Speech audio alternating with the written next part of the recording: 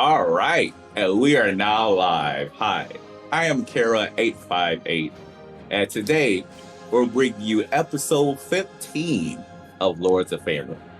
As always, we want to give a huge thank you to the love and support that we receive for this channel. We've always worked very hard to bring you content and of course, a great story bringing forward by the wonderful Eliza, Pearl, and this fantastic cast. And so we hope that you enjoy the story that we're about to tell. But first, let's bring to you our sponsors who help make this possible. We are proud to say that Lord of Faerun is officially sponsored by Die Hard Dice. Die Hard Dice is a credible company that produces gorgeous dice and dice-associated items such as dice scrolls, dice trays, dice bags, and more. Die Hard Dice has just released a new line of products called the After Dark Dice Set. These dice are credible, and it fits perfectly for the Halloween season. Oh yes, the glow in the dark one that we discovered. Many of their specialized line of dice get sold out very quickly. So head on over to Die Hard Dice and use the promo code Faerun, which is FAERUN, to get a discount off your purchase. More so, next week we'll be having a giveaway for Die Hard Dice. So we're super excited to bring that to you. So stay tuned and join us for next week as you can win a lovely $20 gift certificate for Die Hard Dice, which can be used for like the After Dark Dice set. And with that, time to level up your dice. So Lords of Faerun is also partnered with Untitled Champions. Untitled Champions is one of the biggest D&D games around, and this week there's a new list of champions that have been buffed to help push you past that troublesome wall. If you hit !code in chat, you will receive a code for a free Electrum chest. This chest will provide free premium content to help accelerate your progress in the game, so enjoy. And if you like our show and would like to support us, Lord of Faerun has a Patreon. All the funds sent to our Patreon goes directly to the cast. And the Patreon offers exclusive content like after shows, podcasts, Patreon exclusive Discord channels, and even bonus episodes. We have quite a few bonus episodes planned in the future, some maybe involving ice as well as different pairings. And you can also have our Patreon members vote for pairings and circumstances as well. This is just another way of saying thank you. Your contributions helps us as content creators. If you're not able to financially contribute to us, however, liking us, supporting us, retweeting, and getting the word out already does so much for the show. And it truly does make a major difference for the algorithm. And we appreciate all that you've done for the channel. And with that said, it's time to introduce our cast. Of course, starting with the wonderful DM, Eliza Pearl. Eliza Pearl, you would like to talk about yourself and projects that you're working on? Sure. So I am, let's see, I'm an actor, writer, improviser, game master, dungeon master, and I do a lot of stuff and I don't even know where to begin. My mind just went blank. Just follow me on Instagram and Twitter at Eliza Pearl, ALIZA Pearl. And later today, I just thought of two things to say. So later today, I'm going to be playing in one of 3 games for an all-day event called Oops All Latines happening over at TTRP Gifts channel on Twitch. And it's I'm playing in the 5 p.m. D&D game GM'd by D'Angelo Murillo, and we're going to be playing a very cool party of adventures. And what else? That's today. And then tomorrow I'm in the Gax Pack. What? Buffy. Oh yeah. Oh my God. Thank you. Oh my God. This week is nuts. That's why I'm like, I don't even know. This week is gnarly. Mm-hmm. Okay. So tomorrow I'm playing in the Gax Packs on Gary Con Live's Twitch channel. Monday, well, actually that's not airing yet, but we're shooting the final episode of our Klingon campaign, and that's going to air October 25th. And then I go to Wisconsin to DM a game live. And then I come back, and that's the Buffy game on Thursday after Wisconsin. That's why my brain is all scrambled. There's a whole trip between now and then.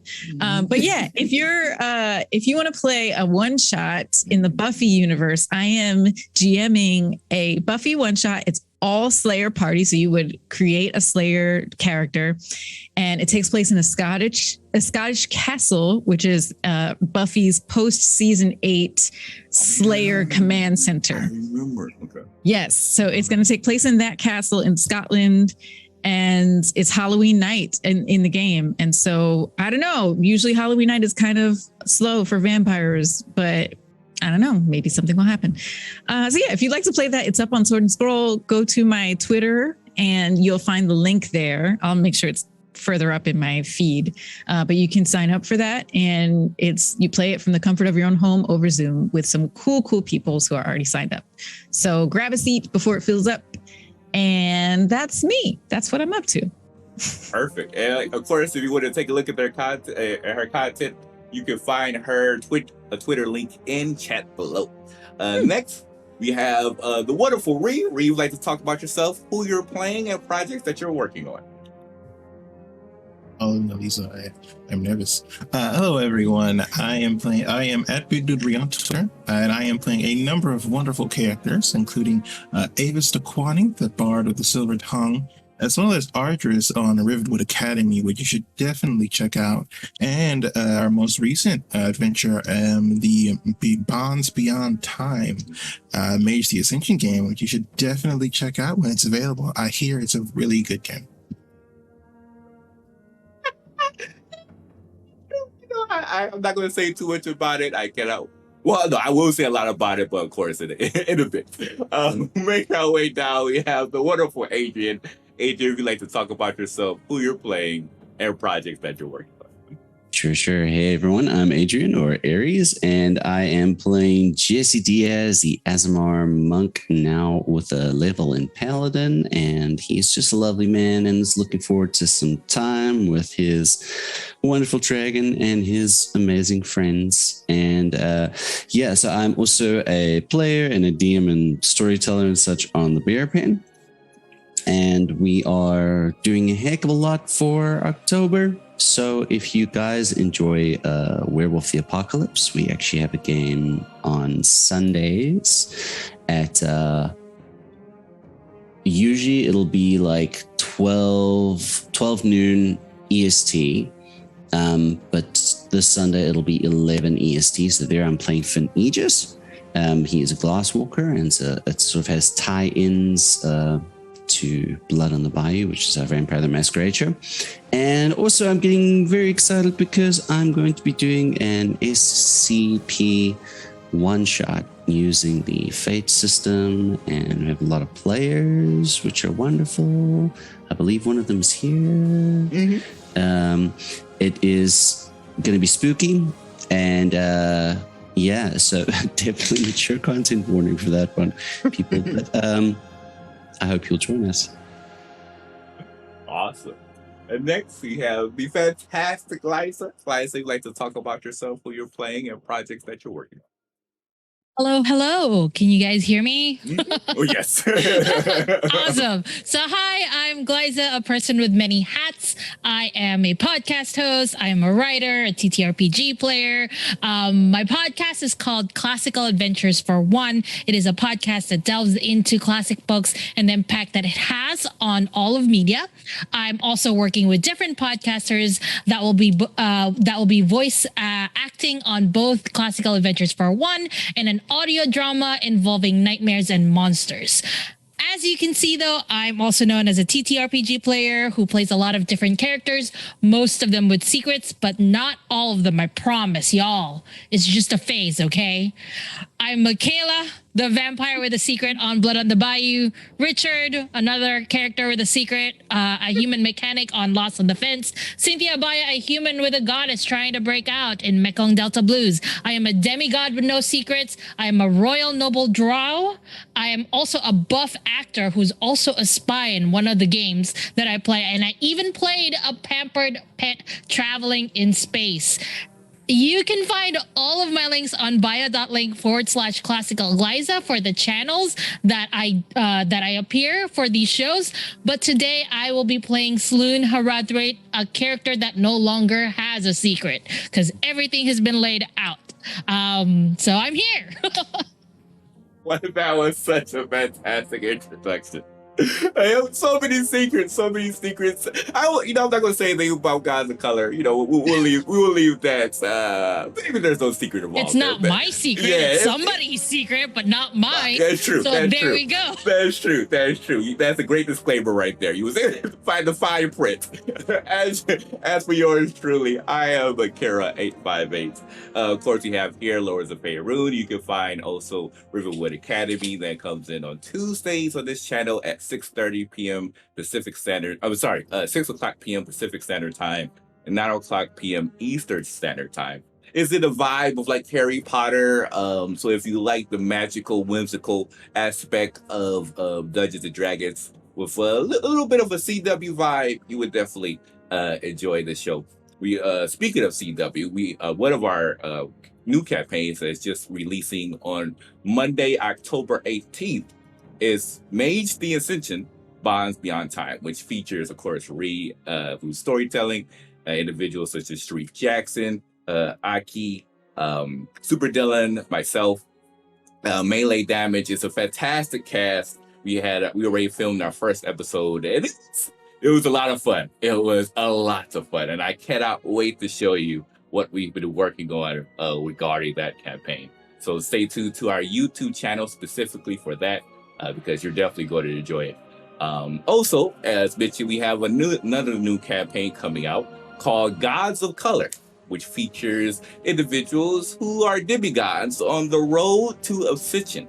I am DMing that cast. And most of the rules you think about D&D, you just toss them right out the window because I changed so much, it's almost like a brand new game. So, it features individuals such as Melee Damage, Cynthia Marie, Deliza, Brandy Rose, and a few other individuals. And it's by far one of the most fun I've ever had in a campaign. It's always been a blast. And I cannot wait to show you not only this cast, but some of the guests that we have coming across as well. Some names you would definitely recognize. That's all I'm going to say there. So with that, we definitely have a few more campaigns coming in on the horizon, but we'll stay tuned and release those momentarily. With that said, we're going to go ahead and take you to our intro video for episode 15 of Lords of Faerun. Latreo, Avis, Jesse, Elena, Ice, Elliot, Aliza as DM, Lords of Faerun.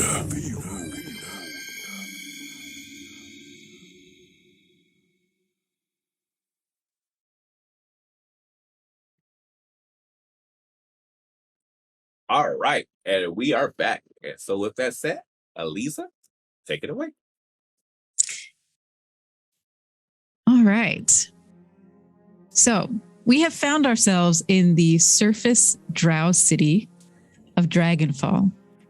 This is a city that 90 years ago, our dear Avis was a child here and ran away from this place. So a lot has changed.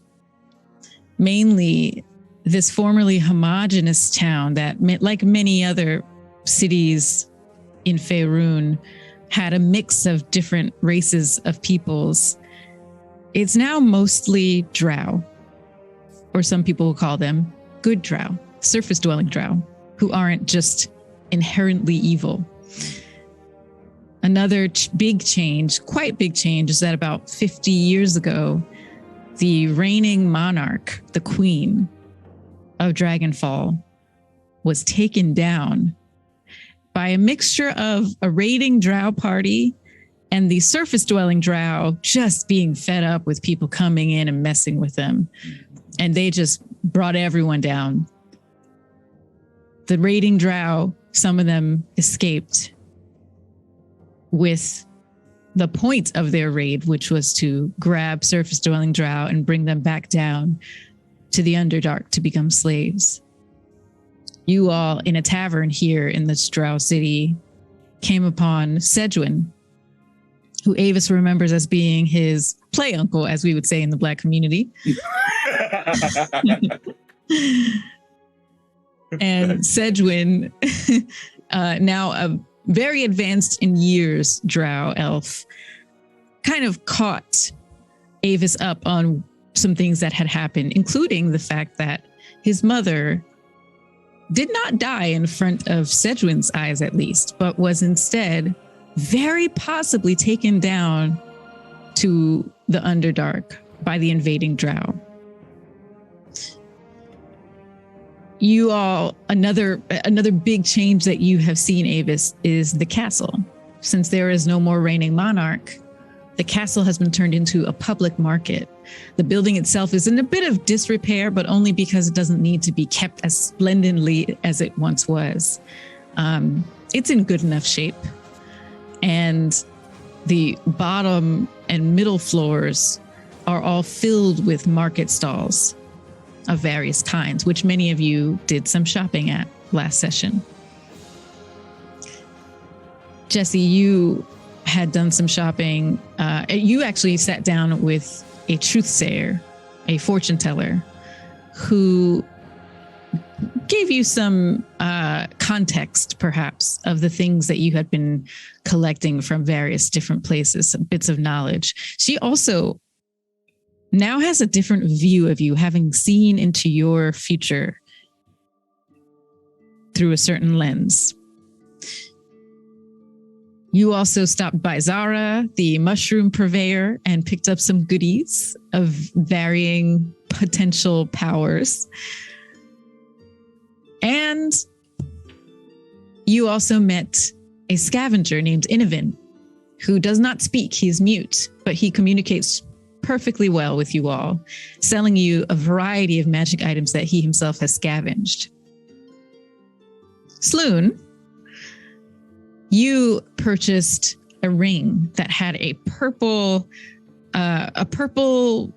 opaque stone with kind of a webbing that looks like the folds of a brain, but it was damaged. And so at the very end of last session, you handed it over to Avis to see if he can mend it. And Avis, you casted mend on this ring. And that's where we'll pick back up in that moment. Avis, you cast mend on the ring. And being that this is the damage to a small ring is definitely within the scope of what mend can fix, it returns like new. You restore the damage to that cracked, opaque purple stone. And any bends or other damage to the ring are also restored. And it gleams in the low torchlight of the castle. Oh, I think that worked very well. So do you? I think it did. And then she takes it and without thinking, just puts it on. Okay. So when you put on the ring, you definitely feel the magic radiating from it. And I believe, Avis, you cast Identify on this ring, right? I think so. That sounds like something I could do. It does sound like something you I think he cast Identify on his other stuff. I don't know if my ring was involved. Okay. Well, you have Innovin actually mentioned to you and communicated to you that this was something that shields the mind, this ring, when it is not damaged and is fully working. So now that you put it on, you do feel this kind of magnetic field of shielding all around your body. Go ahead and roll a perception check.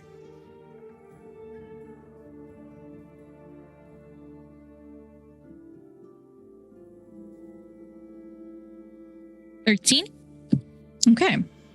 No, 14. Sorry. My bad. Okay. You also are sensing something else with this magnetic or magical shielding. You sense a presence. You feel that someone else is here with you, just very close to you. And it's not the people you're standing with. It feels like another presence. Out of paranoia, Sloan goes, hello, in her head. She didn't say it out loud. She thinks, hello? Are you in here again? And you hear a voice back in your head that says, hello? Can you hear me? You're not the wizard. You don't sound like the wizard. The wizard? Though I don't know about the wizard. I am a wizard, or I was once. Ah, sweet. Why are you in my head? Oh, well, first of all, I'm really, really glad that you can hear me because it's been a long time. Second of all, I'm not actually in your head. I'm speaking to you through your head because I'm in the ring that you just put on, probably. You just put on a ring, didn't you? I did, yeah. Yeah. That was my ring a long time ago. Yep. Yeah. But now it's yours. It's yours. It's yours.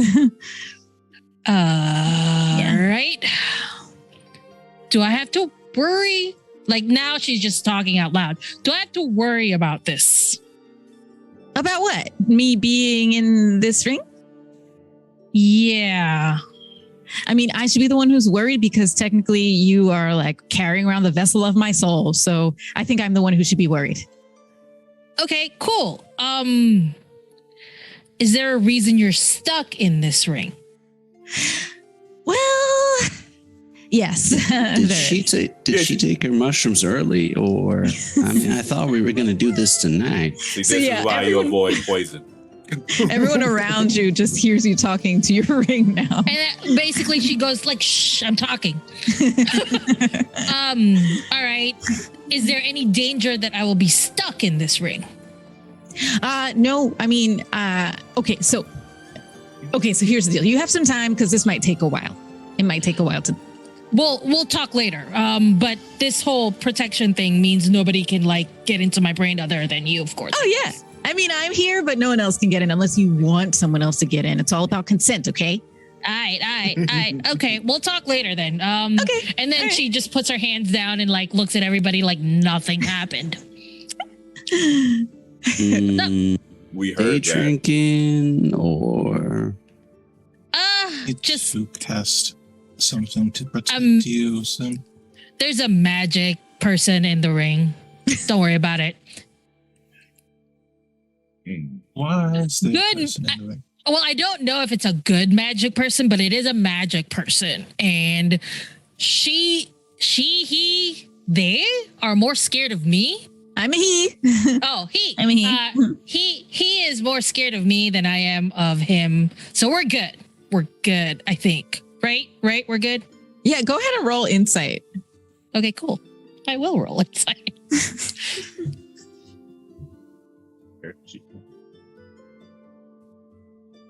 15. Yeah, you get a sense that this person is a little bit of, I don't want to say a bumbling idiot, but just kind of maybe an idiot savant.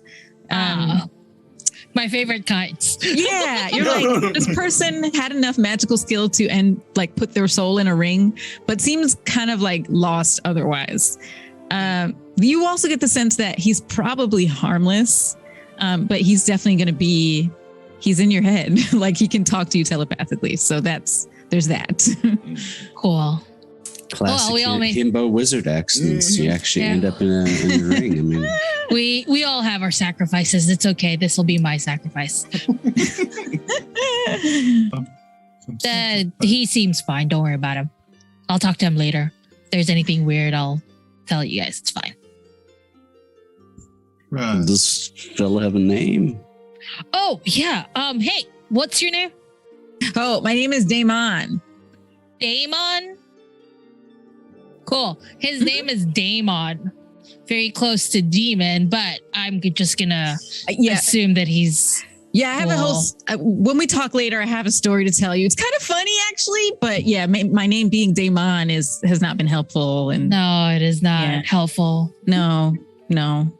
But you know what? It's okay. I've trusted a lot of people lately. I'm gonna try it one more Maybe we're time. getting a little bit of looks around here in the market there, Sloan. Maybe we want to have the indoors conversation somewhere else. Oh yeah, sure. We'll talk later, demon.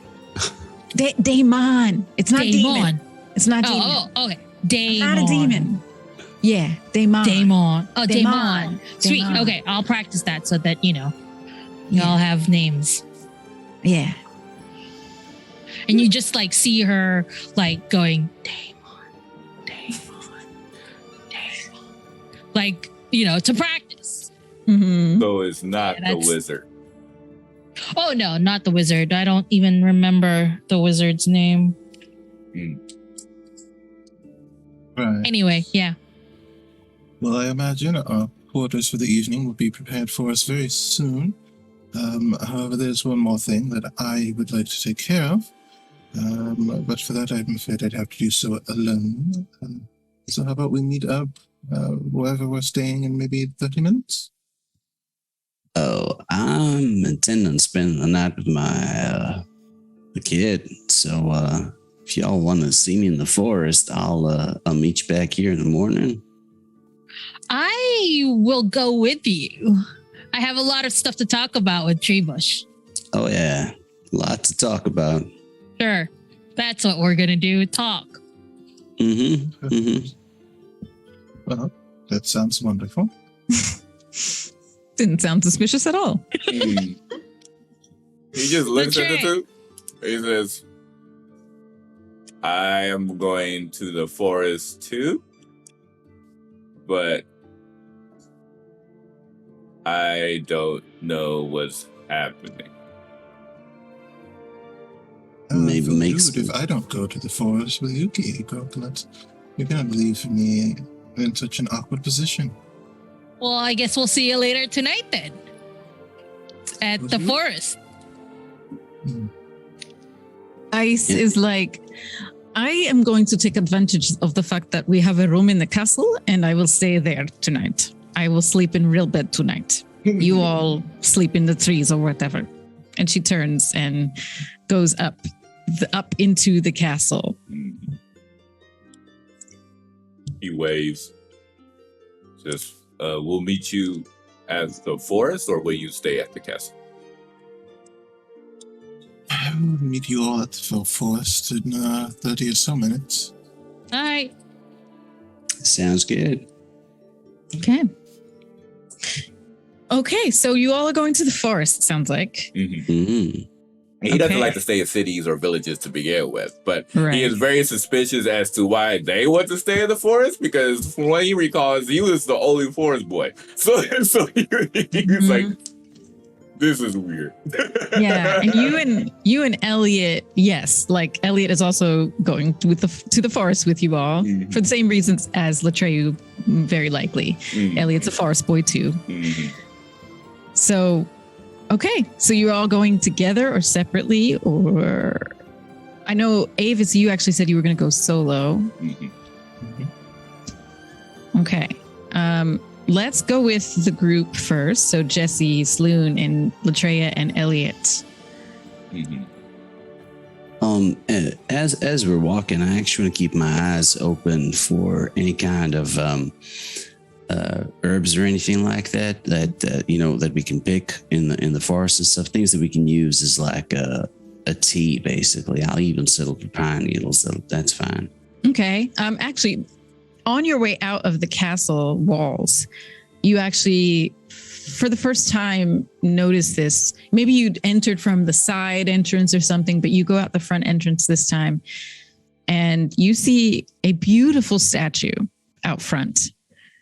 And This is a newer statue to you, Avis. This didn't exist back in the city back then.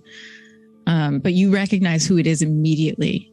You recognize a beautiful drow goddess, her body twisted in a dance-like fight position with one arm over her head, holding a sword in an artful parrying motion. This is Eilistrei, the chaotic good drow. Man, that is hard to say. The chaotic good drow goddess. Say that 10 times fast. Chaotic good drow goddess. Good drow goddess of beauty, song, dance, freedom, moonlight, sword work, and hunting. Avis, you recognize this because this is who your mother worships. And now there is an entire statue of her erected in front of the castle, which would have been unheard of back in your day as a child here.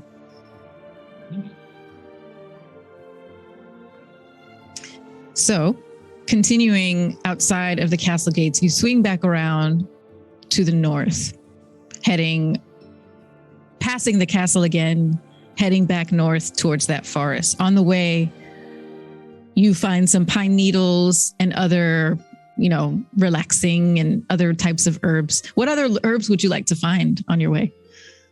Oh, just stuff that's kind of nice for making like campfire tea, basically.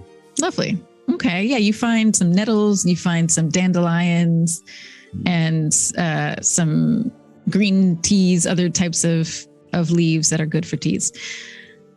So you have your little satchel full of those. And the four of you arrive back to the forest.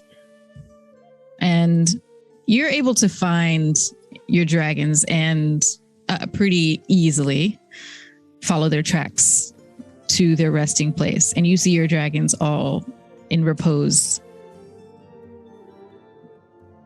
So Latrell would definitely head towards Snowroot. And as he sees her, he steps forward, looking a gentle smile on his face. And he says, "So, the place where we're headed to now might be uncomfortable. We're about to head to what's called the Underdark, which is not really a friendly place for larger creatures like us. It's pretty tight, compact.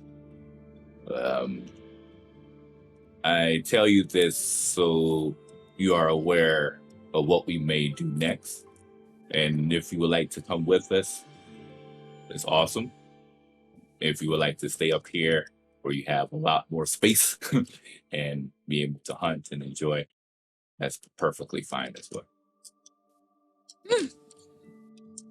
Do you say this just to Snowroot, or is it something that the other dragons could also have heard? Or they could have heard it as well. He's not whispering it, but he was talking specifically to Snowroot. Okay.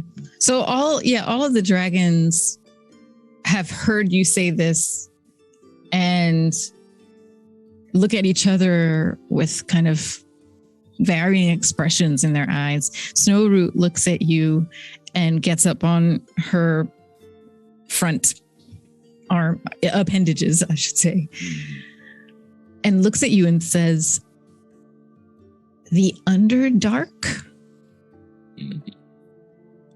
So it's dark there? Underground, very tight, different type of creatures. Not very spacious. Also relatively dangerous, but that I'm not too concerned about with you more. It's just more of the fact that it's very small. And especially traveling from Vasa, I know how it felt to have lots of space and to be open and out.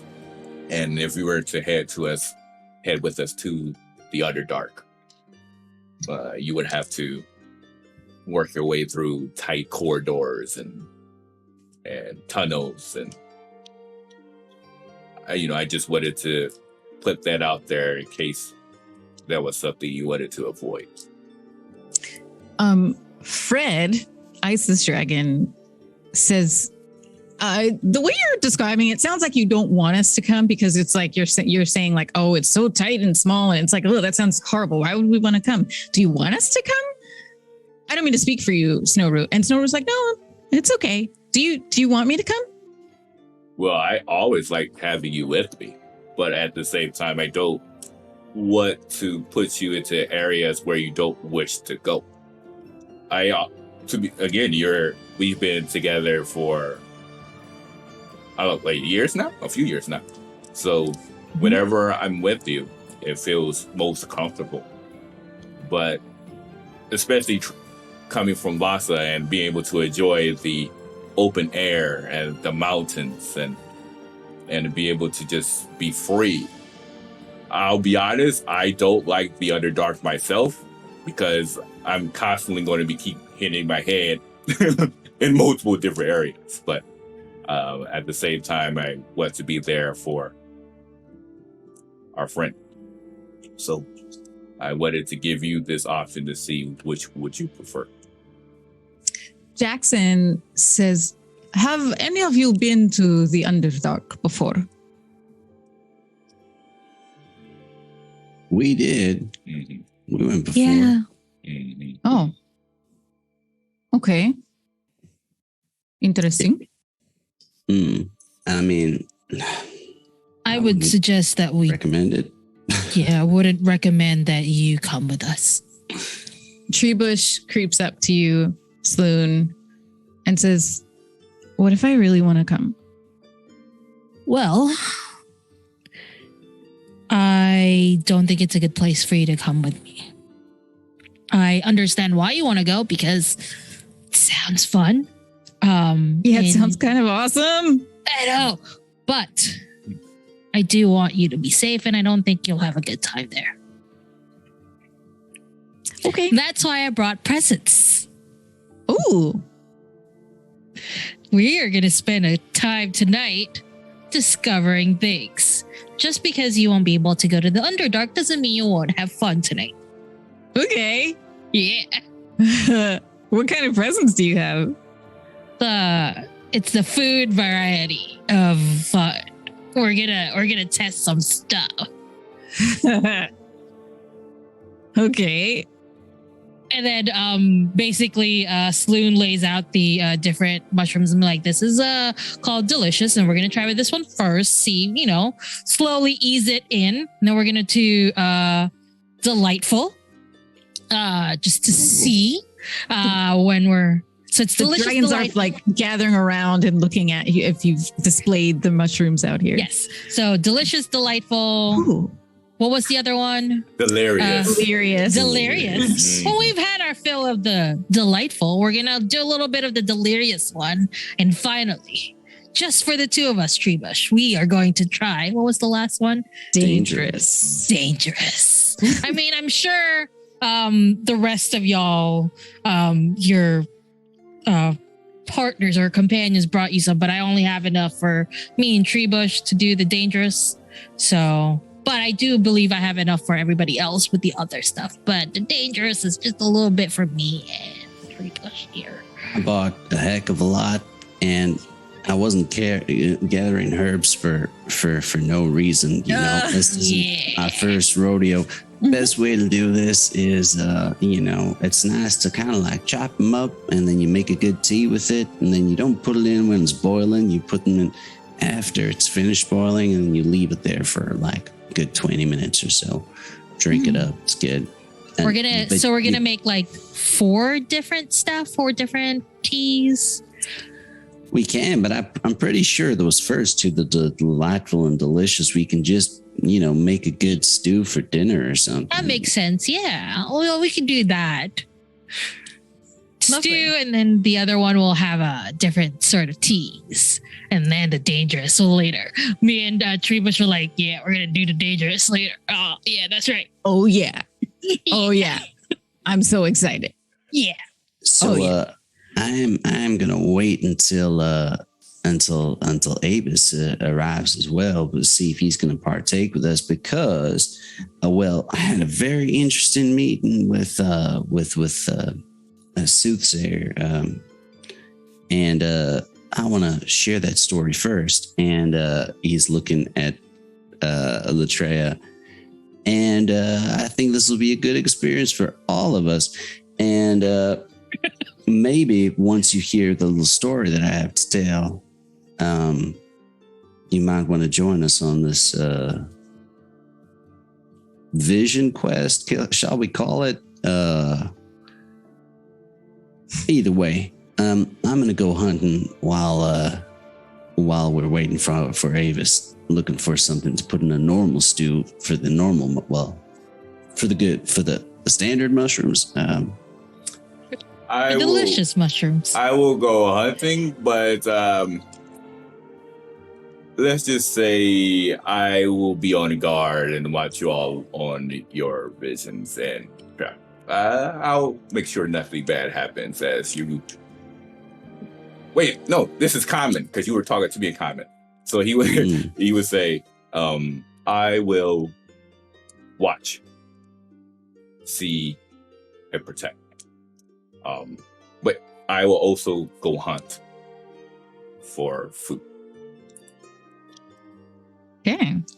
You want to come hunting, Jackson, or are you guys happy here for a while? I could use some fresh air. I will go fly. I will hunt in the sky. That sounds good. Some of the other dragons also chime in that they'll come hunting either on the ground or in the sky. So there's going to be hunting now. And we will switch over to Avis. Avis, where do you go? Do you come back to this party here or do you go elsewhere? He looks for a jeweler. Okay, great. So you're still in the marketplace. And you spend some time walking around the castle market. You go from stall to stall, seeing various things. You see some cool boots that someone is making. You see a dice maker. And finally, you find a jeweler. Yes, hello, how are you today? Hello. I am well. How are you doing? I am very well. I'm hoping you can help me. I am looking for a number of, well, to be frank, very expensive things. Do you have any diamonds by chance? Oh, yes, I do. How many are you looking for? How many do you have for sale? She goes down and opens up some drawers of a little shelf thing she has behind the table and starts sorting through them and pulls out a small packet, brings it up to the top. And she says, well, I have about 13 mid-size. Can I have 6 of them? How much? Oh, 6 of them? Let me see. She's definitely not Googling that. I'm looking for the 300 gold piece diamonds for greater restoration. Say it again. Sorry. I'm looking for the 300 gold piece worth diamonds for thank you. For Revivify.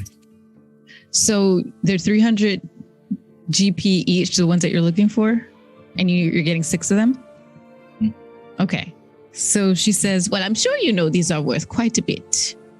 But you're buying about half of what I have right now, so I could cut you a deal. Let's see. Let me see. She does some math in her brain and not on her iPhone. Not at all. Magic tablet. Oh. No? Mm-hmm. She's a Google Assistant. She says, I can let them go for 1,600 gold. Wonderful. And I don't know the math on this exactly. You will give her in the correct amount of platinum pieces for that. Okay. Which is, I forget how it was 10, so it'd be like 100 platinum for 1,000. So 160? Yep. Mm-hmm. Yeah. Just remove a 0, kind of like Japanese yen.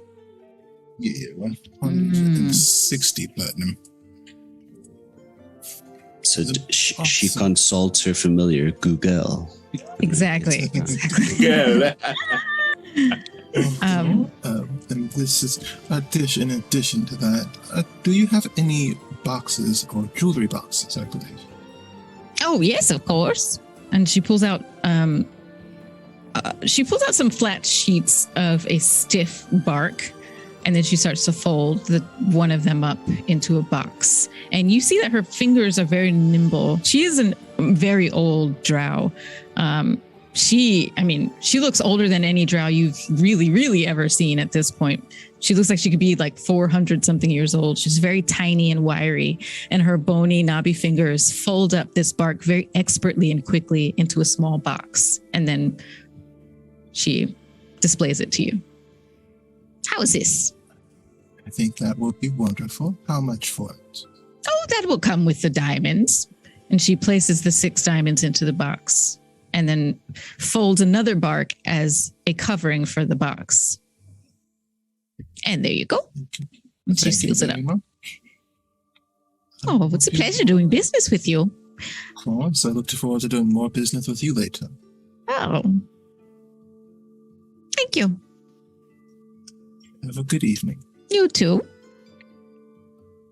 And be careful. I will be very careful. Good.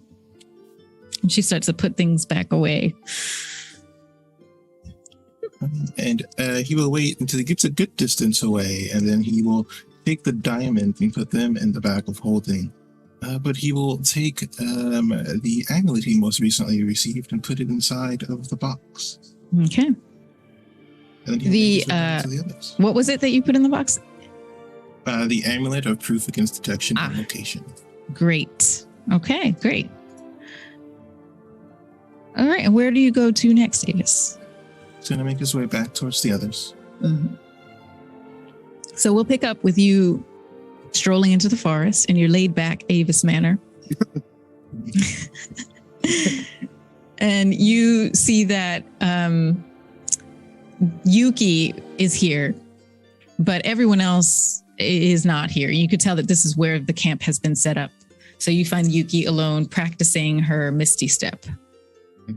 Oh, very impressive. Thank you. Getting the hang of it. Wonderful. Pretty soon you'll be even better than I am. Oh, I don't know about that. Has everyone left you? Yes, they all went hunting, and she Misty Steps too right next to you. Very impressive. They should be back soon. So you're going to the Underdark? Yes, it would appear so. Oh. So you're going... Believed my mother is down there. Wow. It's exciting.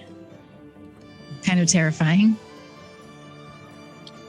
I suppose so, but it is where my people are from, so I suppose in a way it's a coming home of sorts. And I suppose poetically it is a fitting place to redeem oneself. You trying to redeem yourself? Yes, of course. I should have returned for my mother long ago. Perhaps I could have avoided all of this, so in a way it is my fault. Well, I hope you find that redemption in the Underdark. I'm sure you'll find something. Hopefully your mother, probably some other stuff too. Perhaps. There could be many treasures down there. There are many songs about secret worlds that maybe exist below the surface. Is it okay if I don't go with you? Of course. I have a feeling this is a journey that, well, I was prepared to go on my own, so I believe you're better suited to be here. Besides, it would be a bit of a shocker for my mother to experience so many things in such a short time. Well, I bet you she's down there, and when you bring her back up, I'm excited to get to meet her.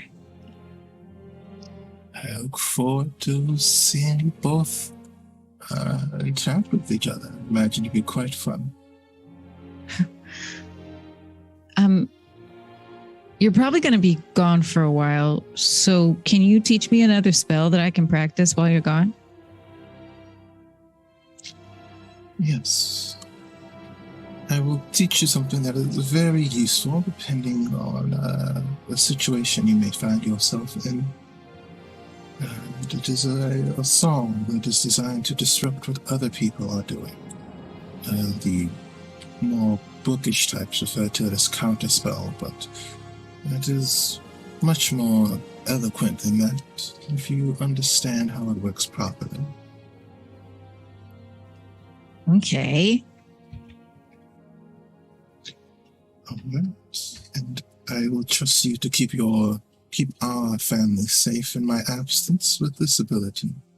Oh, So great. not using it to bother any of them. Okay, I'm ready. I'm ready to learn it. Right. So first, you have to have a calm heart. It doesn't work if you are scared or nervous. You have to be sure of yourself. You are able to control magic. It is a part of who you are. Mm-hmm. And second, you distinguish what your target is, concentrate on it, and then will it to be gone. Would you like to give it a try? Huh? Perfect. I will attempt to teleport to that tree over there. I want you to stop me. You want me to what? I want you to stop me from moving. Stop you? Of course. Wait, when you say will it to be gone, does that mean like poof gone or like poof gone? No, it's much more of like firmly telling someone to stop. It is much less of an explosion and more of a very finesse, very controlled way of preventing something. Okay. Okay. All right. Are you ready? Yes. All right. And he will snap his finger and cast Misty Step. And I'm going to roll. She watches as you Misty step away and just tries really hard, but nothing happens.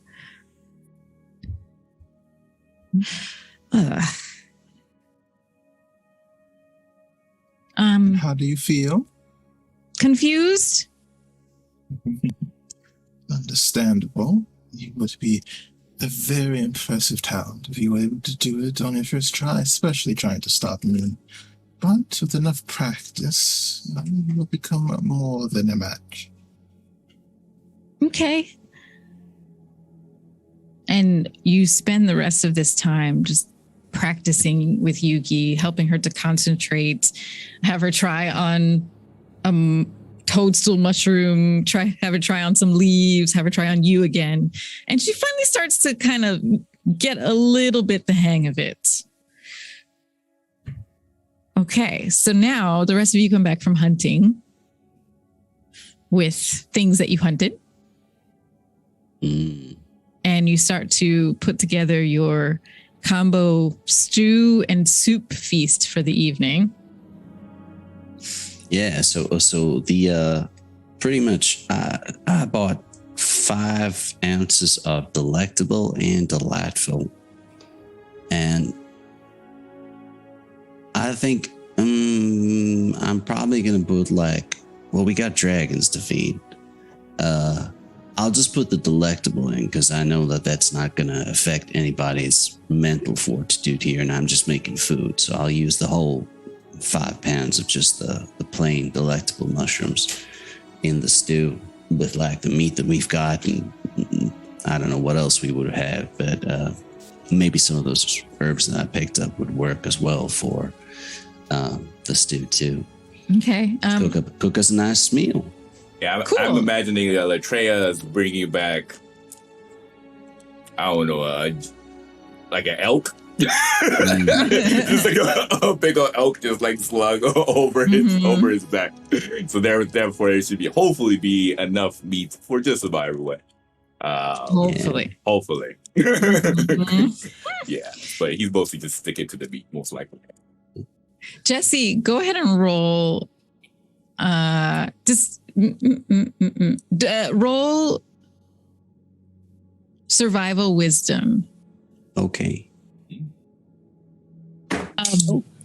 While Jesse is cooking, Sloon and Treebush sort of like gives a little bit of snack for everyone, a little bit of the delectable as a snack, just like chewing a little bit on it. Yeah. So as you pass around these mushrooms, the delectables, everyone feels a little refreshed from them. Okay. Cool. And you realize that All right. you all are probably at full hit points, Yeah. but you feel like this is something that would have definitely restored your hit points. Oh, nice. So after it dropped on the floor, I rolled and I got a natural 20. So 23. Woohoo! Okay, so you realize that these delectable mushrooms, and you're which ones are you cooking with? Which ones are you making the stew with? The delectable. Okay, so the delectable mushrooms, you realize as you're starting to like prepare them for the stew, that these actually have some type of magical restoring healing power to them. And these aren't just regular mushrooms that you would find anywhere to just live off of. You get the sense that you since you rolled that natural 20, you very accurately guessed that you could get 10 HP back from 1 ounce of these mushrooms. Okay. Well, we got a big party. We got a lot of people here, and I promised them mushrooms in the stew. So, I guess I'll use.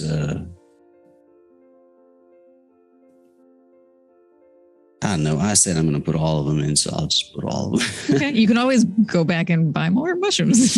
Yeah. So yeah, a stew that makes us feel real good. Healthy. real good, real good. Real healthy. Yeah. Yeah. I could also give you temp hit points for these. Temporary hit points. You're going to be going down into the Underdark, so you're going to need them. But we'll deal with that later. Okay, and then so you put the delectable mushrooms into the stew, and this delicious, beautiful aroma comes up through the steam and finds everyone's noses.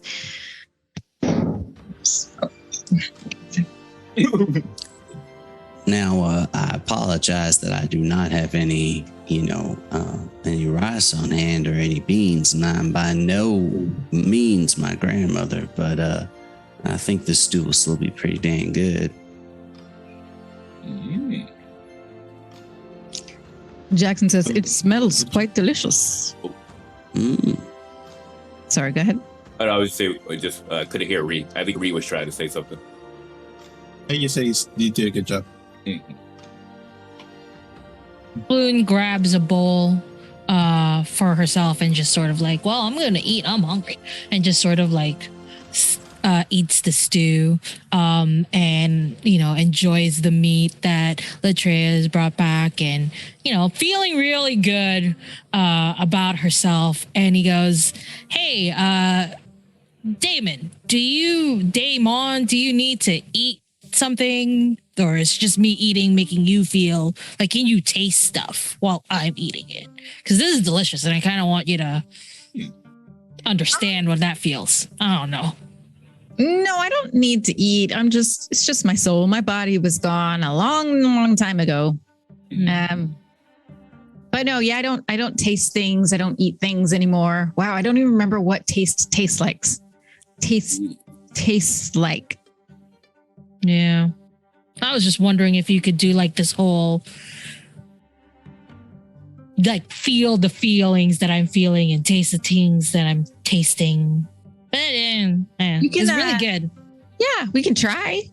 All right, let me close my eyes and you can try and taste this really good stew. So I eat it and just sort of like slowly chew and see it, like sort of like she doesn't know how to do it, but she's letting him like access her taste buds, basically. Yeah. Go ahead and roll. I want to say, let's see, where's my little chart thing?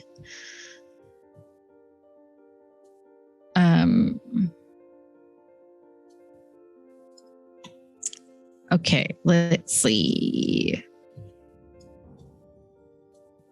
Soon's gonna have another friend. Let's see.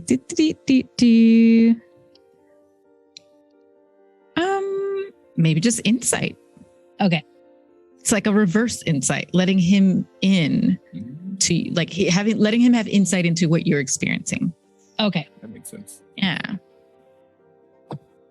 Ooh, that's 17 plus my 5. Whoa. I don't know how to do math. It's good. Yep. 22. It's a 20, good number. whatever. It's high enough. It's high It's enough. a good. It's a high number. That's all that matters. Nice. This is why I was an English teacher and not a math teacher. And a preschool English teacher at that. So Totally feel you. I sometimes Math, am no really good. good at quick math and sometimes horrible, and I just don't know until it's in the moment. When I'm so strange. math no good. My brain sometimes is like incredible at math, and then other times horrible. Anyway. Anyway. You just kind of like really, you get real mindful about it, to use 2021 parlance, meditation parlance. You just like slowly chew bits of the mushroom and the stew sloshes around your mouth, and you can feel every sensation of it, and the flavors just feel really full in your mind. And after a few moments of this, Damon says, wow. That tastes amazing. I haven't tasted anything in centuries. I think centuries, decades. I don't know how long it's been, but yum. That's good. That's good. I'm glad you were able to taste something. Maybe there will be other experiences we can share together eventually. Yeah. Maybe. As long as it's with permission, of course. Yeah. And same to you. Well, I'm just here. Sorry, you can't get rid of me. But It's yeah. okay. But, I like having this brain protection sort of thing. You don't know what's been trying to get into my head. And none of them are a lot. A lot of them aren't as nice as you. So, Oh, wow. I'm sorry to hear that. yeah, it's it's all right. I have led a very interesting life and it's fine. It is okay. I mean, not as interesting as yours, probably. You're stuck in a ring. Yeah. You Yeah. probably have met a lot of people being stuck in that ring, I guess. Yeah. And it's funny, just what you said. None of them have been as nice as you. And here's the thing. I mean, people put on a ring and then they hear a voice and it's me saying, help, I'm stuck here. I don't know how to get out. I don't have a body anymore, I don't think. And they freak out. And then I tell them, no, it's okay. I'm just a halfling wizard, wannabe wizard. And my name is Damon. And then all they hear is demon. And then that's how they stop listening. Right. Oh, that's it doesn't help that your name is Damon. I know. It really doesn't. Have you ever considered changing your name? I mean, just out of curiosity, you don't have to anymore because I totally understand. But wait, I can just change my name? Yeah. I was going as Helena for a very long time. Wait. So I could just say like, hi, I'm Steven. I'm stuck in this ring. Help me out. Don't throw me away. Don't smash the ring, please. Yeah. Oh my God. Yeah. I guess I'll try and figure out a way to get you out of this ring. I'll research it because, I mean, if you want to, I don't know if you'll just pass on to the next life or if you'll have to find a body. Because then I don't think I'm allowed to kill someone to give you a body. No, don't do that. Yeah, I don't think that's a good idea either. But, I don't have a lot of necromancer friends either. So we'll you get to decide if you want to just pass on to the next life, or I don't know. Maybe I can find like a mannequin for you to like, so you can move and stuff. You know. I would be open to that, but for now, I think let's just take things slow. And I'm still kind of thinking over the fact that I could have changed my name centuries ago and maybe not been stuck in this ring. I know, it's okay. It's okay. Okay. Here, have some more stew. And then I just eat some more stew. So I think all of that conversation is out loud, so everybody could have seen it. Oh. Yeah. Now the dragons are also like, is she talking? I think she's got a wizard in her head. Well, no, sorry. There's a wizard in the ring. Mhm. There's a person, Ring. wizard in the ring, but not the other one. Like, Not the bad one. His name Yeah, no. is Damon. So we have Steven? Damon. Still Damon? Steven? Have you changed your name yet? I do like the name Damon. Damon. had it. Yeah. For my whole life. My dad named me after himself and his dad before him. So I'm technically Damon the third.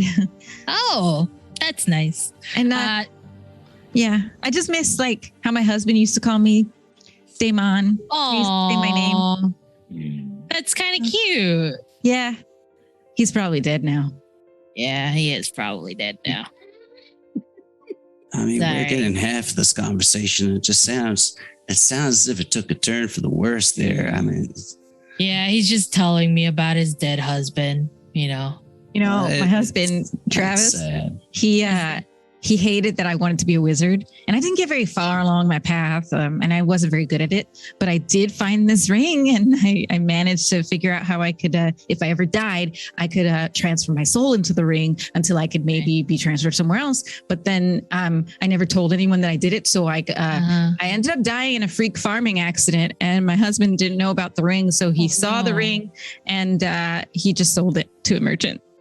Oh, Yeah. that's so sad. I'm so sorry, Damon. You know, it happens. Maybe next time. Well, not next time. Maybe it's a learning experience. One day, you know, maybe we'll find out whatever happened to Travis, and we'll figure things out. It's okay. Have another soup. Just Just drowning Damon's sadness in soup. I think at this point in the embers of the fire, Jesse's got a little kettle pot going, and he has put some of the herbs in, and is definitely getting that tea going and cutting up some of the other mushrooms. Now,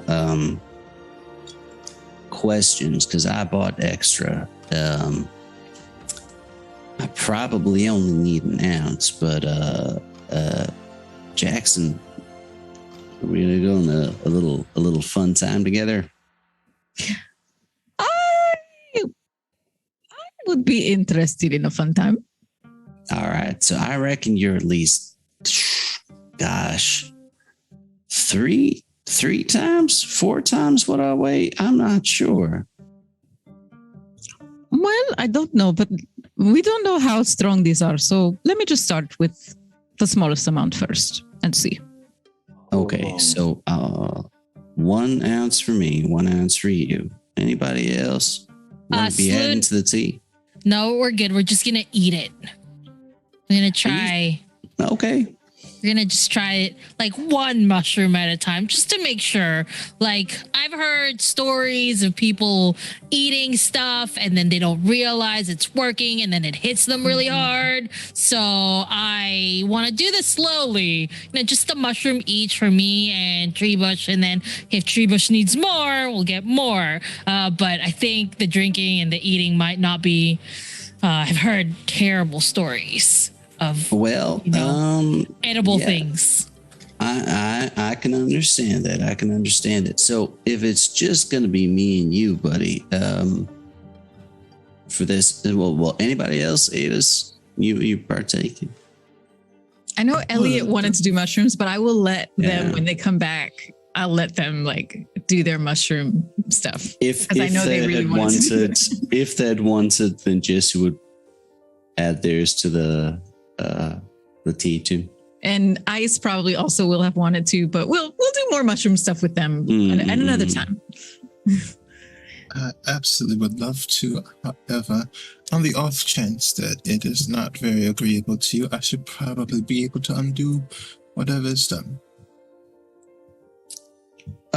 Okay, so that's fine. And all. So there is a reason why I'm wanting to do this tonight. And as he's like cutting up the mushrooms, so I went and saw this wonderful woman by the name of Dandon there in the town, and she's a bit of a soothsayer. You know, she can read the weave of fate, so to speak.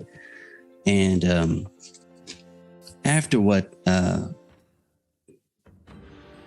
Elijah said to me, my sort of guide, and just everything that's been happening and these things that we keep figuring out, I just wanted a bit more guidance. And well, there was something in the way she looked at me after she had done her vision, which, you know, you get that feeling when, well, I never really had that feeling, but like if there's kind of like, what's the word for it, where you're like awestruck in a way? When it's kind of like you see, I don't know. Amazed? Yeah. Just awestruck? Yeah. She kind of looked like that when she was finished telling me. And she was saying that they're, again, getting the warning of very big danger that we're involved in somehow. Hidden things which we don't understand yet. And she said, we'll need to gather people.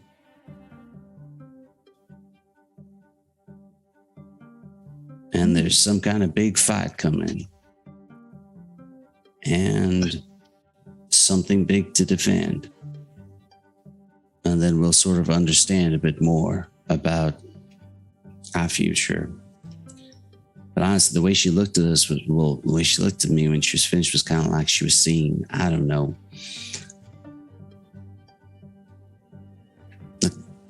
a hero, a really famous bard or something, or you know, mighty emperor or something along those. It was that kind of look, you know what I mean? When you have that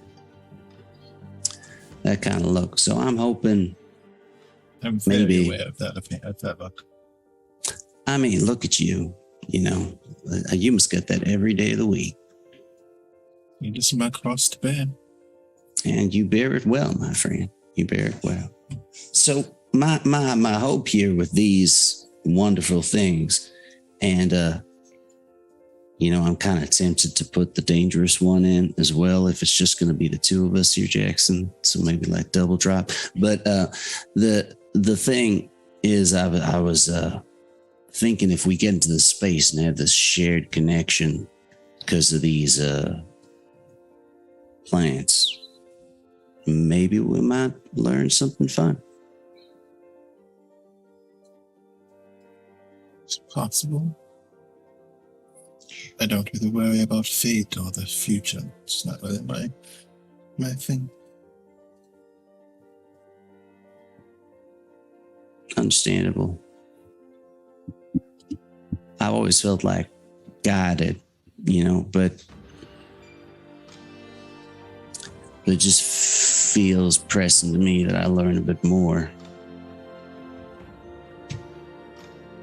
Do you have a safe word if things go bad? Anemone.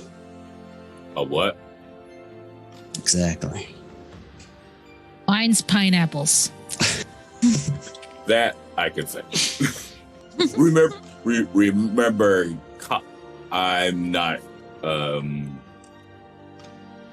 good with common.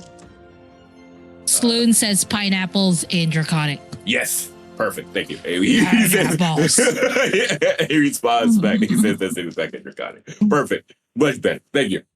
I want to know how to say pineapples in Draconic. I also want it on a t-shirt in a very gothic text with a pineapple underneath it. Yes. So now we know what our second merchandise item is going to be. First, we got Dragons of Vasa, and then we get the Draconic version of pineapples. That's literally what I want. I want that. I want pineapples in Draconic, please. Thank you. Whoever knows how to write down Draconic, please write down pineapples in Draconic. We appreciate it.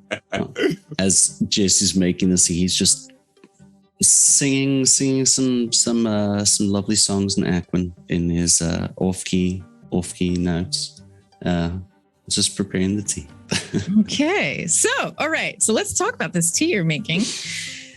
Tell me which mushrooms are you putting in the tea?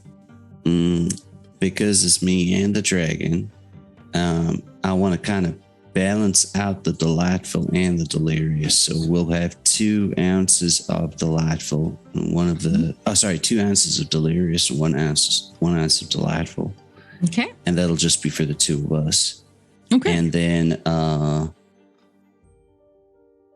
if we feel like he'll make a second, no, he'll just sort of chop that one up just in case, the dangerous one, if we want extra. Okay. If we want to go further, but yeah, all the tea. So we steep the tea, drink it down, then eat the leftover mushroom pieces in the tea. Okay, so with that tea, the delightful and delirious tea, the 2 of you drink and you feel the warmth go down your throat. And you start to feel some magical energy come up upon you. And I'm going to hold there for a second. Avis and Sloan. Sloan, you already said that you're going to be eating. Yeah. So when Jesse drinks his, me and Treebush take out one like a couple pieces of the delightful first, and we we bring it up to each other and we clink the mushrooms together, and and then we eat it at the same time. Just the delightful first. Just the delightful. And just like a couple, just to see just to toe in, just to see how it feels like first. And if we feel like nothing is happening, we're probably going to take more of the delightful. And then depending on how the delightful leads us, we're definitely going to go up to delirious and dangerous. Well, it's going to happen tonight. It's not going to be like, okay, we're done. We're going to next. Yep. It's going to happen right. where all 3 of them is going to be eaten. Yeah. I love it. Okay. And then Avis, what would you like to consume? Avis is going to stay sober so he can cast great restoration on these people. That's right. Thank you. Yeah, Latreia is the same. Thank you. And Latreia is the same. Yeah, I think interesting. I feel like when he's looking at the group, I kind of get a feeling that his amulet would kind of glow a bit green from his adopted mother, Valeria. Almost as a sign of you made the right choice. Aww. Yeah, I definitely feel like he's definitely looking better. Yeah, okay, you did that. I don't know about that. Sloan isn't, Oh, and Sloan also opens up so that Damon can have a little bit of the feeling as well, just so that it's clear. Nice. And then Jesse will also say, just word of advice, I get really cuddly when I'm doing things like this. So it's just FYI, don't be surprised if my head ends up on your lap sometime tonight. Is that just to everyone? Just to everyone. Okay, great. Fred just gives a thumbs up like Terminator 2. Okay, so I need some rolls. All right, let's do this. All right, so here's how we're going to do it. Boy. Jesse, and I will roll for Jackson, but Jesse and Jackson are going to be rolling 2 DC 15 con saves Okay. It's not advantage. It's just 2 because you're having 2 different types of mushrooms. So tell me what the first one is separately from what the second one is. Cool. And I'm going to roll that for our sweet dragon. Okay. Okay. So first one is an 18. And second one is a 23. What is your constitution? Plus 4 Your for modifier? my save. Oh, wow. Okay, great. And then, oh, okay. Yeah, no, your dragon did not. It has a plus 7 con, but still rolled really low on both of those saves. So, but you, however, passed both of them. So here's what happens. And it's actually the reverse of what you were thinking before, because remember you said, you're a dragon, you're going to need like 3 times as much as me. Not so. Jackson is really lightweight when it comes to substances, apparently, because it's all the books. He's a nerd. He doesn't like party very much. So after you both, he's a druid. Damn it, he should be into this. No, I mean, I don't know. Maybe it's because like this is the first time he's had these. He's a total lightweight. But you both drink the warm, delicious liquid, and at first, you actually are fine. You feel that like reverberating energy from the mushrooms, and it's just this like nice pleasantness. The delightful, you can feel that sweetness, and you feel like your soul is lighter. You feel like your soul is floating, and it just feels really easy. You feel like a cloud, like you can just be blown in one direction or the other. The effect of the delirious picks up soon after that, and you start to see the world in like pink and purple tie-dye colors. It's like you're in a painting. The forest and everyone around you is it's like streaky, bright, beautiful colors. It's gorgeous and it's very pleasant. Jackson, for him, the delightful very quickly exceeds that feeling of floating to actual floating. And Jackson starts to just levitate off of the ground and says, "What is happening? I did not fly. My wings are not, what is happening?" He just is completely not in control of this very gentle levitation that's starting to happen. He starts to go up. I think at that point, then Jesse will probably pop his wings out and just lay on his back and just like, okay, well, so whatever happens, we're going for the ride together, bro. great. So you're both kind of levitating now gently. You kind of keep him from floating up into the sky by adding some weight to his back. And 0G? yes, exactly. You're in 0G right now with your dragon. And then for Jackson, he tells you, oh, this is interesting. Everything looks pink and blue and purple, and he's gone. He disappears. And then you are laying on his back. You start to fall, and I'm guessing you're going to fly so you don't fall into the ground. I imagine he was on his back, so maybe he just face plants. Oh, okay. All right. Well, back plants, I guess. You fall to the ground. Jackson has disappeared. I know I'm high, but where'd my boy go? Now, just to verify, does he just see him disappear, or does he does he actually disappear? Do we see him? Everyone here sees Jackson disappear in a swirly, purpley, pinkish poof of smoke. He just is there 1 second, and then you see purple and pink swirls, and then he's gone. I think maybe I need to follow. I didn't put any of these in the tea. He's going to eat another ounce of the delirious. Okay, great. Do another DC 15 con save. Natural 20. Oh my God, it's like you cannot fail this. The Lord of Drugs. How about this? I'm going to give you disadvantage on the next one because you have 2 ounces in you already. Yeah. Okay. So go ahead and do it again. Yeah. 19. Oh my God, Jesse! Do you want to just auto fail it? I mean, yeah, you know, if he feels the like this waviness, like because he wants to be with this boy. If he's you know, he's not going to leave him alone. You're going to have to fail it to go wherever he has just gone. So, okay, well, Take another you know what? He's going to take the dangerous off of the dangerous because he needs to go where he's always going. Okay, Unless it's completely different. I don't know. they are okay. different mushrooms. Sure. So he doesn't. Okay. So let's see. We'll think this through. Okay. He's Take going another to ounce. take some of the delightful with. And why are my fingers so, it's hard to pick things. That's the delightful. That's the delirious. Okay. I'm going to he just grabs like a handful of the delightful, like, I need pockets. Okay. And he's going to put, he's going to try to take the last ounce of his delirious. I'll see you all in 5 days. All right. Okay. Definitely take disadvantage for that. All right. And yeah. go ahead and. So that was a 9. Oh, great. All right.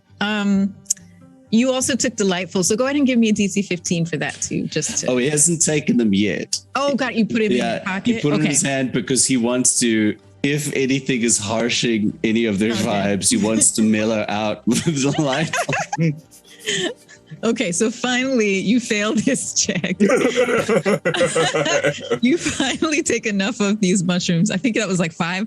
How many ounces did you have to take? He's taken 3. 3 ounces. Okay. 3 ounces in, you now are starting to feel like that pink and blue swirls of the world are deepening. And then he disappears to you all. And Jesse, you reappear in a place that I'm actually not sure. You can tell me if your character is familiar with this place. Okay. Has Jesse ever been to the Feywild? No, I don't think we had an adventure in the Feywild, did we? Okay. So you reappear in this magical, beautiful, colorful place with beautiful butterflies floating everywhere and giant mushrooms. And it looks like a fairy tale land. It is a fairy tale land. You see, not far from you, Jackson pedaling in the air, just kind of not like frantically, but just like he's off for a bicycle ride. I'm gonna fly over to him. There you are, buddy. Hello. Um, Jesse, it is so nice here. Did you see? Look how pretty it is. Yeah. I've never been to this land. Where are we? I don't know, but you went off in like a cloud of pink and purple smoke. You feel real warm, by the way. That's nice. You feel warm too. Come in here, buddy. And he puts his wing around you. Did you ever wonder what it might be like if you had like feathers instead of scales? No, but now I want feathers. And he starts to gently float over to a tree and pick colorful, bright pink and purple and teal leaves and try to stick them onto his wing, but they fall off because there's nothing to stick them on. Why does not stick? Why doesn't it stick? I can make it stick. And he licks the leaf, tries to stick it. Oh, that helps a little. Do you have any stickies? No, I don't think I do. But wait, hold on. Can I do a perception check? See if I can discover anything sticky? Sure, yeah. I'm happy to do it with disadvantage if you want me to. Sure. I mean, you are still very high. Yes. I still roll real well, though it's a 19. Okay, yeah, you go Jesse back. can handle his.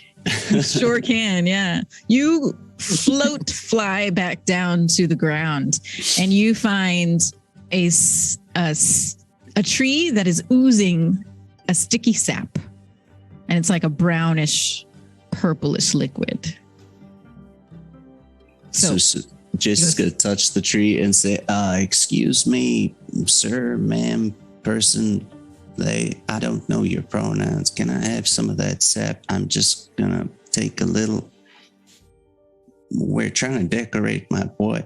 Can you understand me, Jackson?" Yes. I'm sorry. This is a tree, but I don't know where we are. I'm gonna take some of the sap. and he's gonna start trying to I imagine they've got really nice designs on some of the houses there in Vishanthar, so like specific like mosaic patterns and stuff that he does. So wherever these colorful things are, we're gonna try and do. We're gonna try and what's the word? Bedazzle, but with feather, but with leaves. Jackson. Great. Sap. Yes, you do that.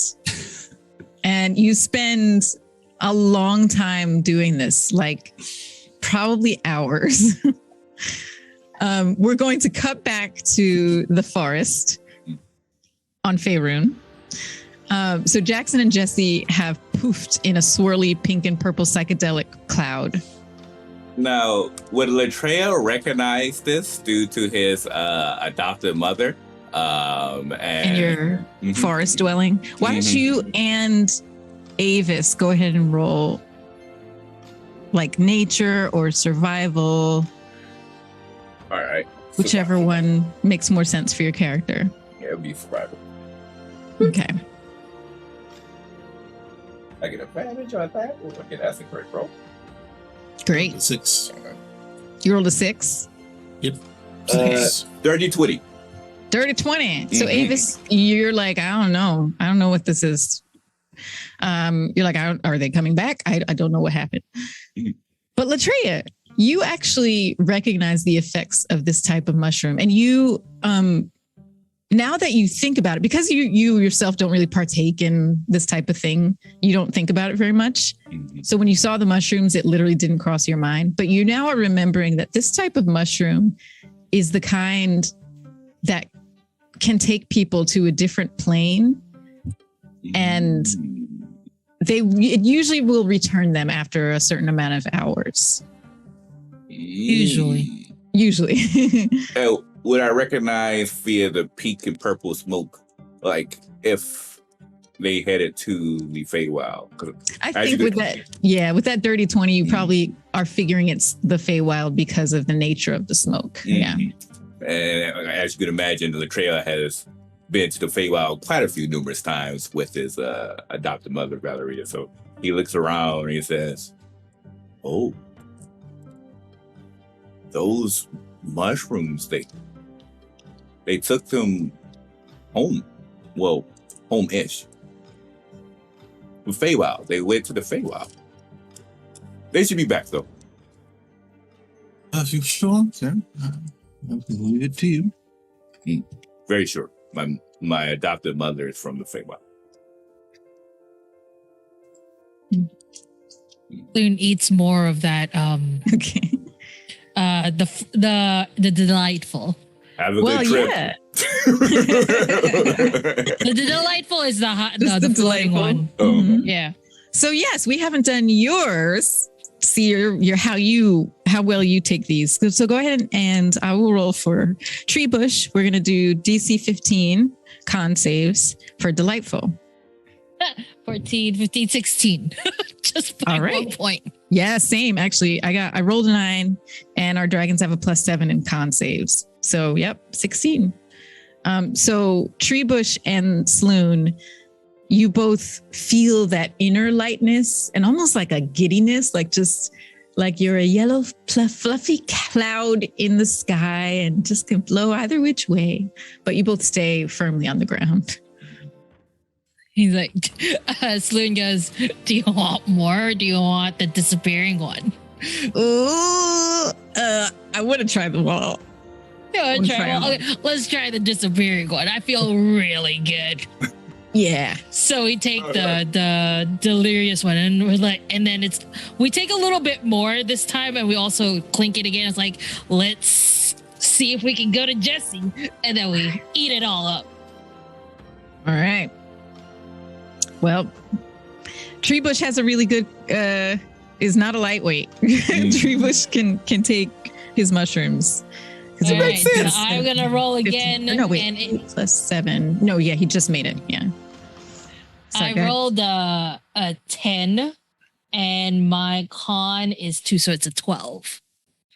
Okay. Oh, so yeah. Okay. So Treebush is like, I mean, I feel it, but I don't really like feel anything. And sees you start to rise up slowly into the sky. And you're just kind of slowly, gently, you're going to keep rising up probably, unless you like hold on to a tree branch or someone grabs you or something like that. But you're just doing this steady rise into the sky. I reach out to Treebush to be like, hold me. Treebush grabs you. All right. Do you want to go to do the delirious one where we go to wherever Jesse was? Yeah. All right. Let's go grab a handful of that. All right. I'm still floating here, and I eat it and I give some to Treebush. Oh wow, Treebush is real strong. Very constitutional. Treebush is very Well, what's it? You did say He's frat the boy. frat But yeah, I was about to say he was the frat boy of the group, so it makes I've perfect done this sense. before, probably. Yeah, toga parties Yeah. all over the place, you know. I got a 3 on my con save. Oh, good. Okay, so- I'm gonna roll disadvantage for Treebush. Dang it, Treebush is really like. Oh, God. poor baby. Yeah, I am gone. you're gone. You go poof into a psychedelic cloud, and Treebush As is I- gonna roll. As I Okay. disappear, I shout, "Follow me!" Push. Okay. How much more of the delirious is there? And how much do you want Treebush to like leave you? Just in case I don't want to like eat all your. Oh, he can eat it all up. Like Okay. I feel like because I disappeared and I said follow me, I feel like Treebush would be like, oh no, and eats all of all